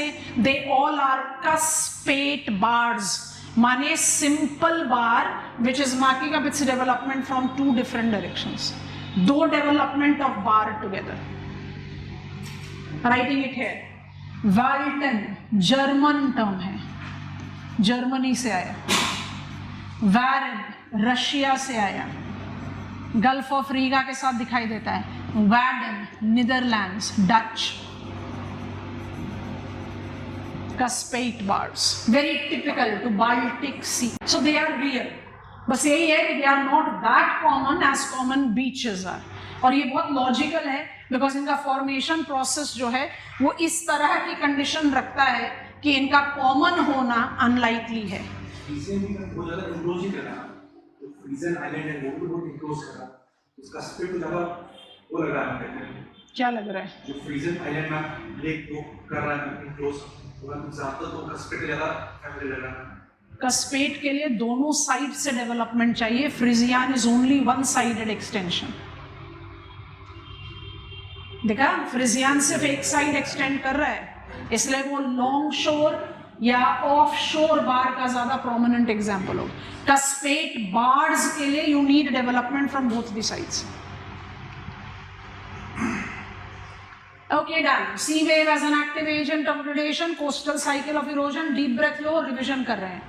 After the coastline gets developed, I'll use the technical term. After the shoreline gets developed, coastal cycle of erosion begins and begins the young stage. On the lines of normal cycle of erosion, Davis propounded this concept and associated it with profile of equilibrium. आपको base level थोड़ा और enrich information अब आ गया. Profile of equilibrium. Young stage is characterized with sea wave as an active agent of erosion. Surfing पर ज़्यादा focus कर रहे हो. In this stage, sea waves tends to develop Cape and Bay topography as generalized differential erosion, coastal cave with arch or coastal caves with geos as specialized differential erosion, along with coastal cliff and notch as homogeneous erosion of homogeneous cliff.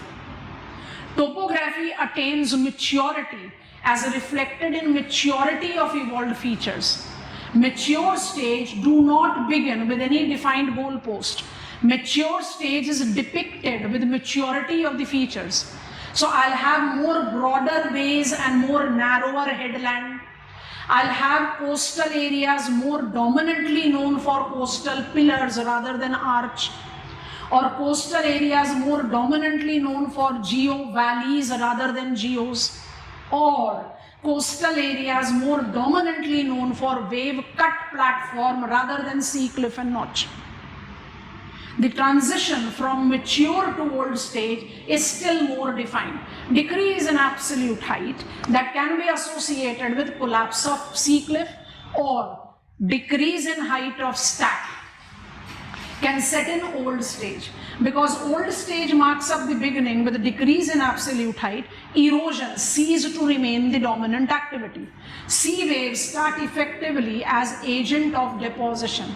This depositional task, when fills up the natural depressions by beaches, generating profile of equilibrium, coastal cycle of erosion comes to an end, developing coastal peneplain with coastal monadnock full stop kept aside.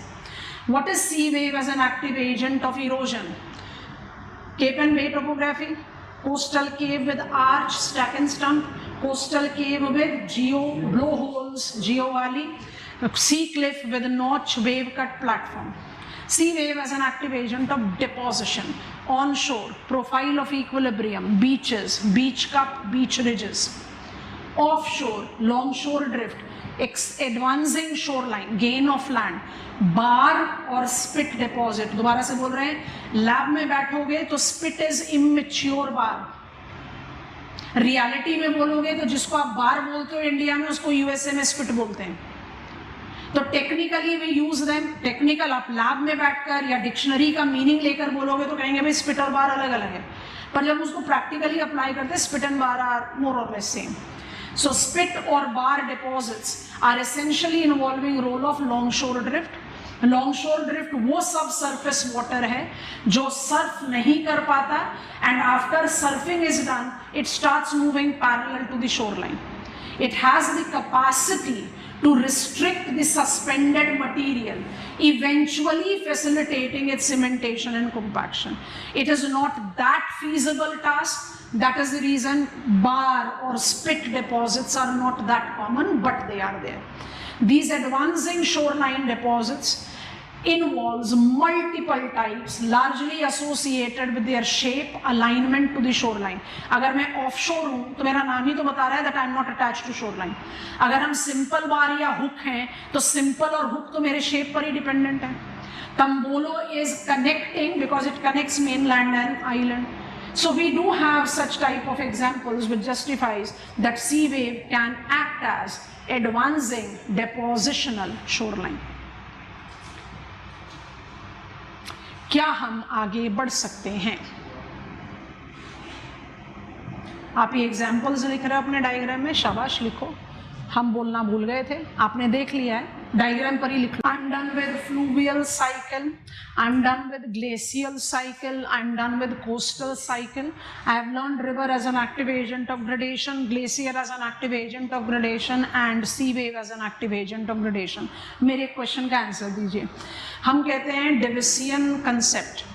मान लीजिए examiner ने आपसे बोला normal cycle of erosion, तो समझ में आता है भाई normally we can take universal agent.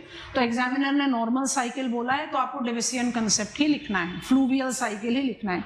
मेरा क्वेश्चन है कि अगर एग्जामिनेशन में क्वेश्चन पूछा गया यू हैव टू एक्सप्लेन और डिस्कस डेविसियन कंसेप्ट, तो मुझे पता है कि डेविस ने तो मुझे 3 जियोमॉर्फिक साइकिल्स दी हैं, एक कोस्टल दिया है, एक ग्लेशियर दिया है और एक फ्लूवियल दिया है. मुझे कौन सा लिखना चाहिए और क्यों? एग्जामिनर मुझे कह रहा है Davisian cycle of erosion, explain discuss elaborate on Davisian cycle of erosion. तो मुझे कौन सा साइकिल लिखना चाहिए? फ्लूवियल लिखेंगे कि ग्लेशियर लिखेंगे कि कोस्टल लिखेंगे? तीनों ही तो डेविस ने दिया है. फ्लूवियल बोल रहे हो, क्यों बोलोगे? Why is also attached. The concept fluvial cycle is Davisian concept. Davisian concept involves universal agent of gradation. Davisian concept पूछेगा तो आप फ्लूवियल के अलावा कुछ और नहीं लिखोगे, इसलिए तभी आपको 3 हेडिंग बनवा दी थी, normal cycle of erosion, Davisian concept and fluvial cycle of erosion. Glacial cycle और coastal cycle propounded by Davis, fine, but Davisian concept is based on universal agent of gradation. So Davisian concept में वही चलेगा जो हमने fluvial cycle में pick up किया.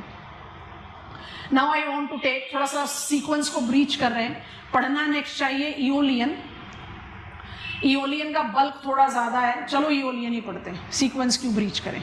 इओलियन को पढ़ते समय थोड़ा सा बर्डन बढ़ेगा, क्योंकि इओलियन किसके साथ जाता है? इओलियन इज रिलेटेड टू डेजर्ट. ठीक है, चलो ऐसे कर करके क्रिएट करते हैं इओलियन साइकिल. अब हमारा सीक्वेंस तो साइकिल बेसिस पर चल रहा है. अब इओलियन साइकिल को स्टडी करने के लिए मुझे इओलियन टोपोग्राफी को पहले समझना पड़ेगा. Aeolian topography is applicable to arid locations. Arid locations are defined to be the areas where evaporation is greater than precipitation. इसीलिए यहाँ पर perennial dry conditions prevail करते हैं, surface moisture missing होता है, vegetative barrier, हम vegetation ही सिर्फ लिख देते हैं, vegetation cover जो है वो बहुत sparse होता है, and you have got huge amount of broken rock material. आप इसको weathered rock material भी बोल सकते हैं. हम जानबूझकर broken लिख रहे हैं क्योंकि अभी हमने weathering पढ़ा नहीं है, किस लिए यहाँ पर इतने broken rock material है. जैसे ही weathering का ऐसा flow chart बनाएंगे बड़ी आसानी से clear हो जाएगा. Mechanical weathering is very typical to such location. It's a huge regolith, huge mass of weathered rock material. Desert, arid location को आप जस्टिफाई करते हैं, यहीं पर ही लिख देते हैं. डेजर्ट या एरिड लोकेशन, आपके दिमाग में क्या आता है जब हम बोलते हैं डेजर्ट? क्या विजुअलाइज करते हो? सैंड. बड़ा कॉमनली हम जब भी डेजर्ट की बात करते हैं हमारे दिमाग में क्या आ जाता है? अभी sand. It is something that is related to sand, but ऐसा नहीं है. Deserts are the locations which can be compositionally, अब ध्यान से सुनना, deserts are the location that can be compositionally three principal type. Arid location is equal to desert. Desert को आप compositionally Arg desert, Reg desert and Hamada desert बोलते हैं. जो हमारे दिमाग में इम्प्रिंट है कि डेजर्ट आया मतलब sand, Sandy, uninterrupted sea of sand. Arc desert is sandy. Reg desert is stony. And Hamada desert is big pebbles, including the mounds. So desert के भी variants हो सकते हैं. हम अपने ideology के हिसाब से चलें कि भाई desert is arc desert, sandy. तो उसमें तो leveling कुछ रह ही नहीं गया, level तो already है, खाली sandy तो बचा हुआ है. Additionally, when I introduce myself to Aeolian topography, arid location, I need to understand that in desert, we have wind as the most effective agent of gradation. Wind is horizontal movement of air, कई बार बोल चुके हैं. Climatology में इसको हम दूसरा नाम देंगे, पर अभी के लिए wind is the most effective agent of gradation in arid location. Climate में include करना पड़ेगा. Deserts are those locations which don't maintain their temperature and pressure. Wind हमेशा high pressure से low pressure में move करता है. और desert, अगर आपने कभी भी खुद desert visit किया है तो आप notice करोगे, या otherwise you keep track of temperature conditions. Sand versus land versus water. Churu versus Delhi versus Mumbai. Mumbai, equitable climate. Summer winter में ज़्यादा difference नहीं. Delhi, extreme climate. Summers oppressive, winters too grim. Churu, still more grim. Winter temperature Churu में night temperature can touch minus. And summer temperature on record is 50 degrees Celsius. Churu is at the heart of Marusthali, Great Indian Desert. हम कहना क्या चाह रहे हैं? Churu will experience immense range of temperature because sand very readily heats up and equally readily cools down. मतलब अगर आपको दिल्ली के मुकाबले चूरू को देखना है तो चूरू ज़्यादा एक्सट्रीम कंडीशन शो करेगा because land versus water. Water maintains, land shows extreme. अब हम लैंड का एक स्पेसिफाइड फीचर पिकअप कर रहे हैं, सैंड. तो sand will show more extreme condition because sandy surfaces, arid locations do not maintain their temperature and pressure. Wind movement जो है वो erratic होता है तो सबसे dominating agent. क्यों है dominating agent? Wind is the dominant most agent in desert because of all these factors. क्योंकि wind कैसे काम करेगा? Wind can deflate, उड़ा सकता है ना विंड. सैंड पार्टिकल्स इमेजिन करो, उसमें आपने पानी डाल रखा है, विंड मूव कर रही है, फास्ट विंड मूव कर रही है, तो भी वो उसका कुछ नहीं करेगी. पर अगर वो मॉइस्चरलेस सैंड है तो movement of wind will blow that sand, और जो सैंड ब्लो होगा उसको क्या बोलते हैं? Deflation. That deflated sand is capable of making wind effective agent of erosion. But wind movement erratic होती है. इसीलिए फास्ट फॉरवर्ड वापस विंड पर आएंगे. इसीलिए star mark, modern geomorphologist, disciple of William Morris Davis, L.C. King, proposed Aeolian cycle of erosion on the lines of Daviesian idea, not utilizing wind but fluvial action in desert. इसका मतलब जब आप aeolian cycle पढ़ोगे तो आपको एक point तो पता चल जाएगा, aeolian cycle is associated with what? Fluvial action. क्या होगा, कौन सी टोपोग्राफी, वो सब तो हम पढ़ लेंगे, वो यंग, मैच्योर एंड ओल्ड. लेकिन हम किस चीज से इग्नोरेंट रह जाएंगे? Dominating most agent of gradation in desert wind. तो जैसे हमने डेविस के लिए बैकग्राउंड बनाया ना ग्लेशियर में, he was not ignorant of the fact कि कॉन्टिनेंटल ग्लेशियर ज़्यादा big mass of snow and ice है, लेकिन ही यूज्ड अल्पाइन ग्लेशियर क्योंकि वहाँ पर एब्सोल्यूट हाइट को डिक्रीज करने और स्टेजेस को डिवाइड करने में ज़्यादा प्रोबेबिलिटी है. वैसे ही L.C. King was not ignorant of the fact that wind is most effective agent of gradation in desert, but he chose to use fluvial action इसे जितनी बार डेजर्ट अभी तक बोला है क्लास में, कभी ये रिपीट करने से मिस नहीं हुए, और अभी लिख भी दिया है that deserts are not rainless location. Desert में बारिश होती है, बट बारिश कैसी होती है? Non dependable. अचानक से बहुत बारिश होगी, फ्लैश फ्लड क्रिएट कर देगा, come on recall sheet and splash erosion, और पानी फिर अचानक खत्म हो जाएगा। सो डेजर्ट को हम कैसे डिफाइन करते हैं? Evaporational loss more than precipitational gain. तो फ्लूवियल एक्शन को पिकअप करके एलसी किंग ने यूलियन साइकिल डिवाइस की, which is secondary agent. Principal agent in desert is wind. Why principal agent is wind? Because of all these factors. अब wind कैसे काम करता है? Different agent work in different areas, work differently. अब ये जो work differently है उसको देखने के लिए I have overwritten this diagram. बहुत सारी चीजें आप जानते हैं। विंड को आप अप्लाई करो, wind is moving in this direction, wind will deflate the sand particles. Sand particles जिसको आप डिफ्लेट करते हैं, it always goes up in saltation. आपके लिए नया नाम नहीं है साल्टेशन। कुछ सैंड पार्टिकल्स जो हैं वो ग्राउंड पर ही रोल होते हैं, rolling, rolling, saltation, reptation, creeping. Creeping को रोलिंग का सिनोनिमस कह सकते हैं, बस टेक्सचर का वेरिएशन रखते हैं। तो ध्यान से देखेंगे, how wind transport sand depending on the velocity of the wind and the texture of sand particles. Higher velocity ज़्यादा डिफ्लेशन होगा, वीक वेलोसिटी कम डिफ्लेशन होगा।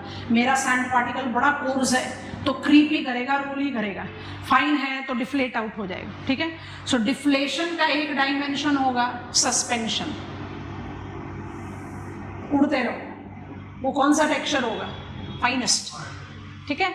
जो कोर्सेस्ट टेक्सचर होगा वो यहाँ रोल करेगा, आप रोलिंग बोलो या क्रीपिंग बोलो। और जो इंटरमीडिएट टेक्सचर है उसको आप टॉस करोगे, डिफ्लेट करोगे, एक थोड़ा सा डिस्टेंस में ले जाओगे और उसके बाद वापस ग्राउंड को टच करा दोगे। इसको हम जानते हैं साल्टेशन कहते हैं। साल्टेशन इफेक्टिविटी क्रिएट करती है दो कंडीशन, एक है रेप्टेशन जो इस फिगर में लिखा हुआ है, और एक है सैंड ब्लास्टिंग जो यहाँ नहीं लिखा हुआ। आप प्लीज दोनों को विजुअलाइज करो। इमेजिन करो कि ग्राउंड में इतनी आसानी से विंड एज एन अब्रेशनल एजेंट, कौन विंड क्या पहाड़ों को काट सकता है? बिल्कुल काट सकता है। वो कैसे कर सकता है उसको विजुअलाइज करते हैं। I have deflated sand, I as wind has only capacity to transport sand. हम पेबल्स को ट्रांसपोर्ट नहीं कर सकते। हम ट्रांसपोर्टेशन कैसे करते हैं? आई ट्रांसपोर्ट इट एज, एक एरो ऐड करेंगे जो यहां पर मिसिंग है। I transport it as suspension, समझ में आ गया? साल्टेशन, ये भी समझ में आ गया। रोलिंग और क्रीपिंग, तो तीन तरीके से हम सैंड को ट्रांसपोर्ट कर सकते हैं। सैंड ट्रांसपोर्टेशन का एक्सप्रेशन क्या है? Deflation. I have deflated sand particles and I am transporting it. So I transport it in suspension, कहानी खत्म हो गई, साइड में हटा दो। I transport it as rolling and creep, हटा दो। अब साल्टेशन को इमेजिन करो। साल्टेशन को इमेजिन करने के लिए पहले रेप्टेशन, साल्टेशन लीडिंग टू रेप्टेशन जो यहाँ दिख रहा है। तो मान लीजिए कि कोई ग्राउंड लाइन पेबल है, अब उसका क्या सोर्स है हम धीरे धीरे आपको सब समझा रहे हैं। मेरा डेजर्ट रेग हो सकता है ना, और रेग पेबल्स, छोटे छोटे स्टोन्स। अब मेरे ग्राउंड में कोई स्टोन पड़ा हुआ है, सैंड पार्टिकल्स को आपने डिफ्लेट किया, साल्टेशन मूवमेंट दिया, वो ग्राउंड पर आया, ग्राउंड पर आकर फिर से बाउंस बैक कर रहा है। तो जब वो ग्राउंड पर आकर गिरेगा विद द फॉलिंग फोर्स, क्या वो ग्राउंड लाइन पेबल पर अट्रीशनल इन्फ्लुएंस नहीं डाल सकता? डाल सकता है। दैट डेवलप्स डेजर्ट फीचर जिसको बोलते हैं वेंटिफैक्ट्स, ड्राई कैंटर। मतलब wind as an active agent of attrition is with reptation. Reptation क्या हुआ? What is reptation? Bouncing, rebouncing after touching the ground. तो ग्राउंड लाइन पेबल पर रेप्टेशन कौन सा इंफ्लुएंस डाल सकता है? अट्रीशनल। अब इमेजिन करो एक माउंटेन खड़ा हो गया डेजर्ट में, जैसे अरावली हमारे कंट्री में है। There is a mountain standing, saltation चल रही है, रेप्टेशन के बाद फिर से बाउंस बैक हुआ। अब जितनी हाई वेलोसिटी के साथ विंड इसको डिफ्लेट कर रही है, उतनी हाई वेलोसिटी से ये साल्टेशन मटेरियल जाके ब्लास्ट करेगा विद द स्टैंडिंग माउंटेन। इस प्रोसेस को क्या बोलते हैं? Sand blasting. sand blasting, outcome of saltation, makes wind an abrasional agent. क्योंकि वो किस पर इन्फ्लुएंस कर रहा है? डेजर्ट माउंट्स पर. अगर ग्राउंड लाइन पेबल पर करेगा तो उसको क्या बोलते हैं? Attritional. So wind as an active agent of erosion is engaged in. हम अलग तरीके से काम करते हैं ना, तो मेरा काम करने का तरीका क्या है? I deflate, and with that deflation I induce reptation, making me act as attritional agent. Sand blasting that makes me act as abrasional agent. बात समझ में आई कि नहीं? एंड डिफ्लेशन के और कौन कौन से डायमेंशन हो सकते हैं? सस्पेंशन, साल्टेशन के साथ रेप्टेशन एंड सैंड ब्लास्टिंग, या सस्पेंशन है. और जो क्रीप और रोलिंग है, अगर विंड की वेलोसिटी कल बहुत ज्यादा स्ट्रांग हो गई तो there can be the sand particles जो आज नॉर्मली रोल हो रहे हैं वो भी साल्टेशन का हिस्सा बन सकते हैं. I hope it is comfortable. Yes, I am just zooming in है, लिखा हुआ है, इसी को कॉपी डाउन कर लो. Wind as a grader involves, अब दिख जाएगा. Wind as a grader involves suspension, saltation, creep, reptation and sand blasting. उसके बाद डायग्राम बनाएंगे. हम जरा और इफेक्टिव वाला डायग्राम ओपन कर देते हैं. ये चीजें दिमाग में क्लियर होंगी तो फीचर्स को विजुअलाइज करना बहुत आसान हो जाता है. डायग्राम बनाना है.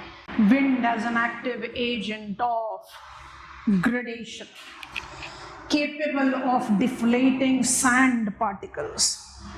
इस फिगर में सिर्फ क्या मिसिंग है? Sand blasting. हीप को आप रोलिंग कह सकते हो, सस्पेंशन दिख रहा है, साल्टेशन दिख रहा है. और इस फिगर को ड्रॉ करने के पीछे एक रीजन है. अभी जैसे आप ड्रॉ करेंगे फिर हम आगे बढ़ते हैं तो वी कैन अंडरस्टैंड. ग्रेडर में विंड आता है. अब इसके बाद जो हम पढ़ेंगे पेरीग्लेशियर या हम जो पढ़ेंगे कास्ट, उनको आप ग्रेडर्स में नहीं लेते, but they do develop the geomorphic cycle. उसके पीछे क्या रीजन है, that also will try and understand. Are we comfortable with the terms? Reptation makes wind as an effective agent of dash. Reptation makes wind as an effective agent of dash. Attrition, क्योंकि attrition का definition क्या है? Rocks का mutual wear tear. And sand blasting makes wind as an effective agent of abrasion. ठीक है, चलिए अब हमने विंड एज अ ग्रेडर बना रहे हैं, बनाइए. विंड एज अ ग्रेडर का इंट्रोडक्शन रेडी कर लिया. ये भी समझ गए कि एलसी किंग ने इसका इस्तेमाल क्यों नहीं किया, और हमारे लिए कंपल्शन है कि हम विंड एक्शन को थोड़ा ध्यान से समझ लें. उसके बाद हम ईओलियन साइकिल पर जा सकते हैं, which will be much easier because we are already done with 3 cycles. और डेजर्ट टोपोग्राफी की भी हमारे पास पूरी लिस्ट हो जाएगी. Wind develop topography and water develop topography. अब बढ़ सकते हैं आगे. वो जब हम एलसी किंग पर आएंगे तो दोबारा से बोलेंगे, don't worry. Wind is more prominent agent, ये तो समझ में आ रहा है ना, बस इसको अभी कंसंट्रेट करो. इसके बाद एलसी किंग पर लेके जाएंगे. अभी हम एलसी किंग पर फोकस नहीं कर रहे. अच्छा, wind as a grader is effective because of these reasons. Wind can deflate the sand particles. Deflation transportation को शो करता है, जिसमें सस्पेंशन हो सकता है, साल्टेशन हो सकता है, क्रीप या रोलिंग हो सकता है. Saltation can induce reptation and sand blasting. Reptation attritional effect generate करता है और sand blasting abrasional effect generate करता है. इसका मतलब मेरे पास विंड की प्रोबेबिलिटी है as a grader. As a grader, it tends to develop multiple erosional features. अब इन erosional features को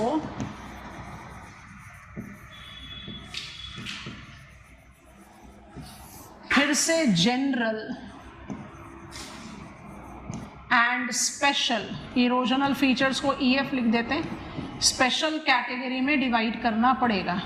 तो पहले ना जनरल की बात करते हैं. हम एक जरा, हमारे पास इसका इमेज नहीं है तो हम डायग्राम बना रहे हैं. आप थोड़ा सा विजुअलाइज करो, उसका डायग्राम बनाना. ठीक है, तो ये जो फीचर है, जो कॉमन इरोजनल फीचर है, वो कुछ इस तरीके का दिखता है.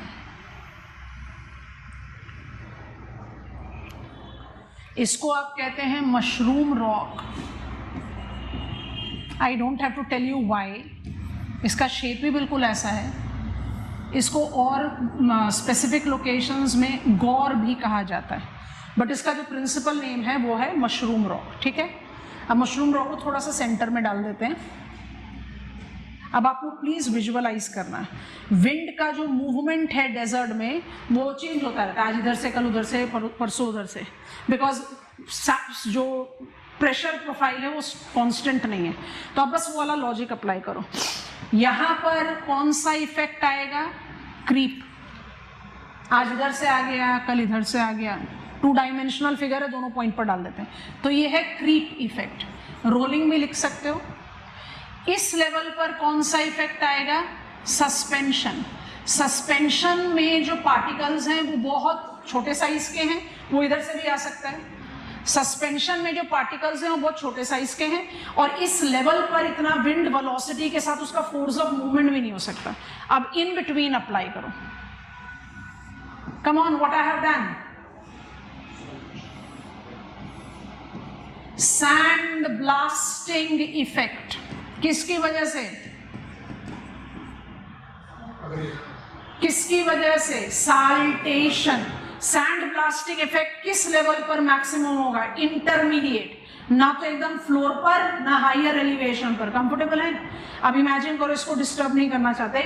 Original shape of mount was this, continuous sand blasting ने इसको क्या शेप दे दिया? आपको समझ में आ गया? बन गया mushroom rock. Mushroom rock is the commonest example of abrasional outcome of wind as an active agent of gradation. ये most general feature, क्योंकि wind का sand blasting effect किसी भी डायरेक्शन से हो सकता है। अब इमेजिन करो, आपने ट्रंक को फटाफट फटाफट फटाफट चारों दिशा से नैरो कर दिया, उसके बाद क्या होगा? Every agent of gradation increases relative height in order to decrease absolute height. Mushroom rock का जो एपेक्स है वो फॉल डाउन करेगा क्योंकि ट्रंक पहले कटेगा। I hope you have visualised it. चलो, मशरूम रॉक समझ में आ गया। अगर इसी फास्ट फॉरवर्ड मोड पर हम मशरूम रॉक के एपेक्स को गिरा दें, मतलब हम जब इसको ग्रेडर बोल रहे हैं तो इस ग्रेडर का पॉइंट है कि ये कैपेसिटी रखता है लेवलिंग करने का। तो एक तो मशरूम रॉक हो गया किसके इफेक्ट में? Abrasion. Mushroom rock is abrasional feature हो गया ये। अब आप यहीं से डिराइव कर लीजिए, या आप रेड डेजर्ट को इमेजिन कीजिए। रुक जाओ भी 2 मिनट के लिए। मेरे डेजर्ट के फ्लोर पर, अब हम ना इसका डायग्राम इतनी आसानी से बनता नहीं है, फिर भी हम कोशिश कर रहे हैं आपको एक विजुअल अपील दे दें, फिर दोनों को एक साथ कॉपी कर लेना। हम अभी जनरल की बात कर रहे हैं। ग्राउंड में कोई एक पेबल है, ये पेबल मशरूम रॉक का एपेक्स भी हो सकता है, या ओरिजिनली ही मेरा रेड डेजर्ट है जहां इस तरह का पेबल है। विंड एक्शन जो है वो चेंज करता है डेजर्ट में। अब हम सिर्फ 2 एरो बनाते हैं, 3 बना सकते हैं क्योंकि मेरे पास यूवी कैंटर, ड्राई कैंटर नेम्स हैं, but just to maintain simplicity. आज विंड की डायरेक्शन ये है और कल विंड की डायरेक्शन ये होगी। सिर्फ 2 पॉइंट बनाए। अच्छा, ये जो हम इफेक्ट दिखाना चाह रहे हैं ग्राउंड लाइन पेबल पर, इसके लिए आप कौन सा टर्म यूज करोगे? यहां तो कर दिया सैंड ब्लास्टिंग, यहां क्या करेंगे?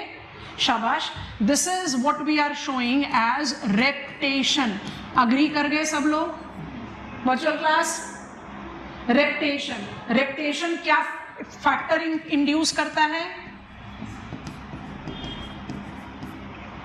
फास्ट फॉरवर्ड कर दो, हम अपने डायग्राम को छेड़ेंगे नहीं। अब फास्ट फॉरवर्ड कर दो। इन 2 जगहों पर आप लगातार अट्रीशनल इफेक्ट देकर इस ग्राउंड लाइन पेबल को in due course of time 3 छोटे पीसेस में डिवाइड कर सकते हो। कंटिन्यू करो प्रोसेस, आप उसको 6 छोटे पीसेस में डिवाइड कर सकते हो। Continue process, multiple small pieces, माने इतने small till the time you get converted to earth. जब आपको विंड डिफ्लेट कर ले तब तक आप टूटते टूटते क्या बनते जाओगे? This is called ventifacts. Ventifacts like mushroom rocks. कहां लिखा मशरूम रॉक? लिखा ही नहीं, लिखा। Ventifacts like mushroom rocks are the commonest erosional feature by desert. दोनों में डिफरेंस क्या है? Mushroom rock is abrasional feature, ventifacts are attritional feature. समझ में आ गया? वेंटिफैक्ट्स के 2 डायमेंशंस अप्लाई होते हैं। अब आप कॉपी कर सकते हो डायग्राम। वेंटिफैक्ट्स के 2 वेरिएशंस हो सकते हैं। एक्चुअली वेरिएशंस नहीं हैं, इनके जो रियल वर्ल्ड डायमेंशंस को आप जस्टिफाई कर सकते हो। एक को बोलते हैं ड्राई कैंटर,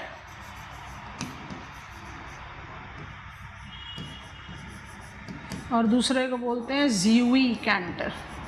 ये वेरिएंट नहीं है, वेंटिफैक्ट के ही सब टाइप्स कहे जा सकते। प्रैक्टिकली एकदम डिस्टिंक्शन ड्रॉ करना मुश्किल है, बता रहे हैं। ड्राई कैंटर का मतलब वो वेंटिफैक्ट जिसके 3 फेसेस हों, और ज़्यूई कैंटर जिसके 2 फेसेस हों। 2 फेसेस या 3 फेसेस का मतलब क्या? हमारा डायग्राम कौन सा वेंटिफैक्ट दिखा रहा है आपको? हमारा डायग्राम आपको कौन सा वेंटिफैक्ट दिखा रहा है? 2 फेसेस। कौन गारंटी देगा? विंड की डायरेक्शन और भी तो अलग दिशा से हो सकती है। I can create multiple faces. ये डिस्टिंक्शन है। General feature, what is the most general aberrational feature developed by wind as an active agent of gradation? Mushroom rock. And what is the common attritional feature? Ventifact. Ventifact तब तक कहा जाएगा जब तक आपका particle इतना fine ना हो गया कि विंड उसको उड़ाकर ले गया। जब तक विंड उसको डिफ्लेट नहीं करेगा तब तक विंड उस पर अट्रीशनल इफेक्ट डाल सकता है। I think it make sense. चाहे हम एनसीईआरटी पढ़ें, चाहे हम जीसी लियोंग पढ़ें, हमें विंड एक्शन में कुछ ऐसे फीचर्स भी देखने को मिलते हैं जिनके बिना हमारा स्टडी कहीं इनकम्प्लीट होगा। मेसाबुटे topography, ज़्यूज़न यार्डन, these are also the features that are developed by wind. Needless to say, they are specialized. Thanks to the study of coastal cycle, हमें समझ में आ गया कि कहाँ हम टर्म जनरल यूज करते हैं और कहाँ हम टर्म स्पेशल यूज करते हैं। मदद करा दो। The 2 features in front of us which we have understood are called general. इसका क्या मतलब? They are common. They are common. They don't require any specific thing for us to develop. तो commonly अगर डेजर्ट में कोई standing mount है तो mushroom rock में कन्वर्ट हो सकता है। कॉमनली डेजर्ट में कोई फ्लोर लाइन पेबल है तो वेंटिफैक्ट्स में कन्वर्ट हो सकता है। बट अगर कुछ स्ट्रक्चरल स्पेशलाइजेशन मिले तो wind can develop some special features also. Those features will be attempting tomorrow. आपके पास मेंटली पहले ही प्रिपेयर करा था, एक्सोजेनेटिक फोर्सेस में बल्क ऑफ फीचर्स बहुत ज्यादा हैं। But if I repeat this statement with which I started, but the way we learn these features by learning the cycle, मेरा फोकस साइकिल पर है क्योंकि सिलेबस जियोमॉर्फिक साइकिल बोल रहा है। लेकिन एग्जामिनेशन में मुझसे एंट्रेंच्ड मीएंडर भी पूछा हुआ है, मेरे से बास्केट ऑफ एक टोपोग्राफी भी पूछा हुआ है, ट्रंकेटेड स्पर भी पूछा हुआ है। So examiner can ask me any type of question, so I am learning that also hand in hand. Sometimes these features help me to enrich my answer even of geomorphic cycle. अगर आपके पास feature नहीं है तो glacial cycle और coastal cycle में तो लिखने के लिए कुछ नहीं है। फ्लूवियल साइकिल आप फिर भी क्रिएट कर सकते हो without knowledge of features, but maximum cycles आप नहीं कर सकते। सो कैन आई अगेन से विद कॉन्फिडेंस कि जितने इलाबोरेट वे में हम फीचर्स को कवर कर रहे हैं फोकसिंग ऑन जियोमॉर्फिक साइकिल, मेरे ख्याल से हम में से कोई भी ये ब्लंडर तो नहीं करेगा कि beach is depositional feature of river. ये तो गलती कोई नहीं करेगा। बस प्रॉब्लम कहाँ रहेगी? एग्जामिनर ने मान लीजिए मुझे ओपन एंडेड क्वेश्चन दे दिया, write note on glacier as an effective agent of gradation, तो मेरे दिमाग में सारे फीचर्स होने चाहिए। आंसर को आप दोनों तरीके से डिवाइड कर सकते हो, पहले अल्पाइन ग्लेशियर के इरोजन डिपोजिशन लिख दो, फिर कॉन्टिनेंटल ग्लेशियर के, या जैसे हमने फ्लो चार्ट बनाया, glacier as erosional agent, glacier as depositional agent. So features बहुत सारे हैं, सारे नाम एक साथ याद नहीं होते, लेकिन फिर भी ये क्लैरिटी तो क्लास के साथ आ रही है कि सर्क जो है वो ग्लेशियर का है, रिवर क्लिफ रिवर का है, सी क्लिफ कोस्टल है। ये वाली क्लैरिटी डेवलप होगी तो क्लास सुपर सक्सेसफुल है। प्लस साइकिल्स तो मेरे ख्याल से हम समझ ही गए, young mature old and product create करना है। I'll be talking about wind, उसके साथ बाई डिफॉल्ट यूलियन साइकिल, ज्यादा समय नहीं लेगा, and then will take up karst. Karst और पेरीग्लेशियर को एंड में लेने के पीछे रीजन है, कास्ट और पेरीग्लेशियर मुझे साइलेंटली वेदरिंग पर ले जाते हैं, क्योंकि karst is carbonation, chemical weathering, and periglacier is frost churning. Frost churning बताया था आपने जब सर्क फॉर्मेशन किया तो बताया फ्रॉस्ट एक्शन कि what sequential freezing and thawing tends to result into joint enlargement. Periglacial topography वो frost action, mechanical weathering, और karst topography carbonation, chemical weathering.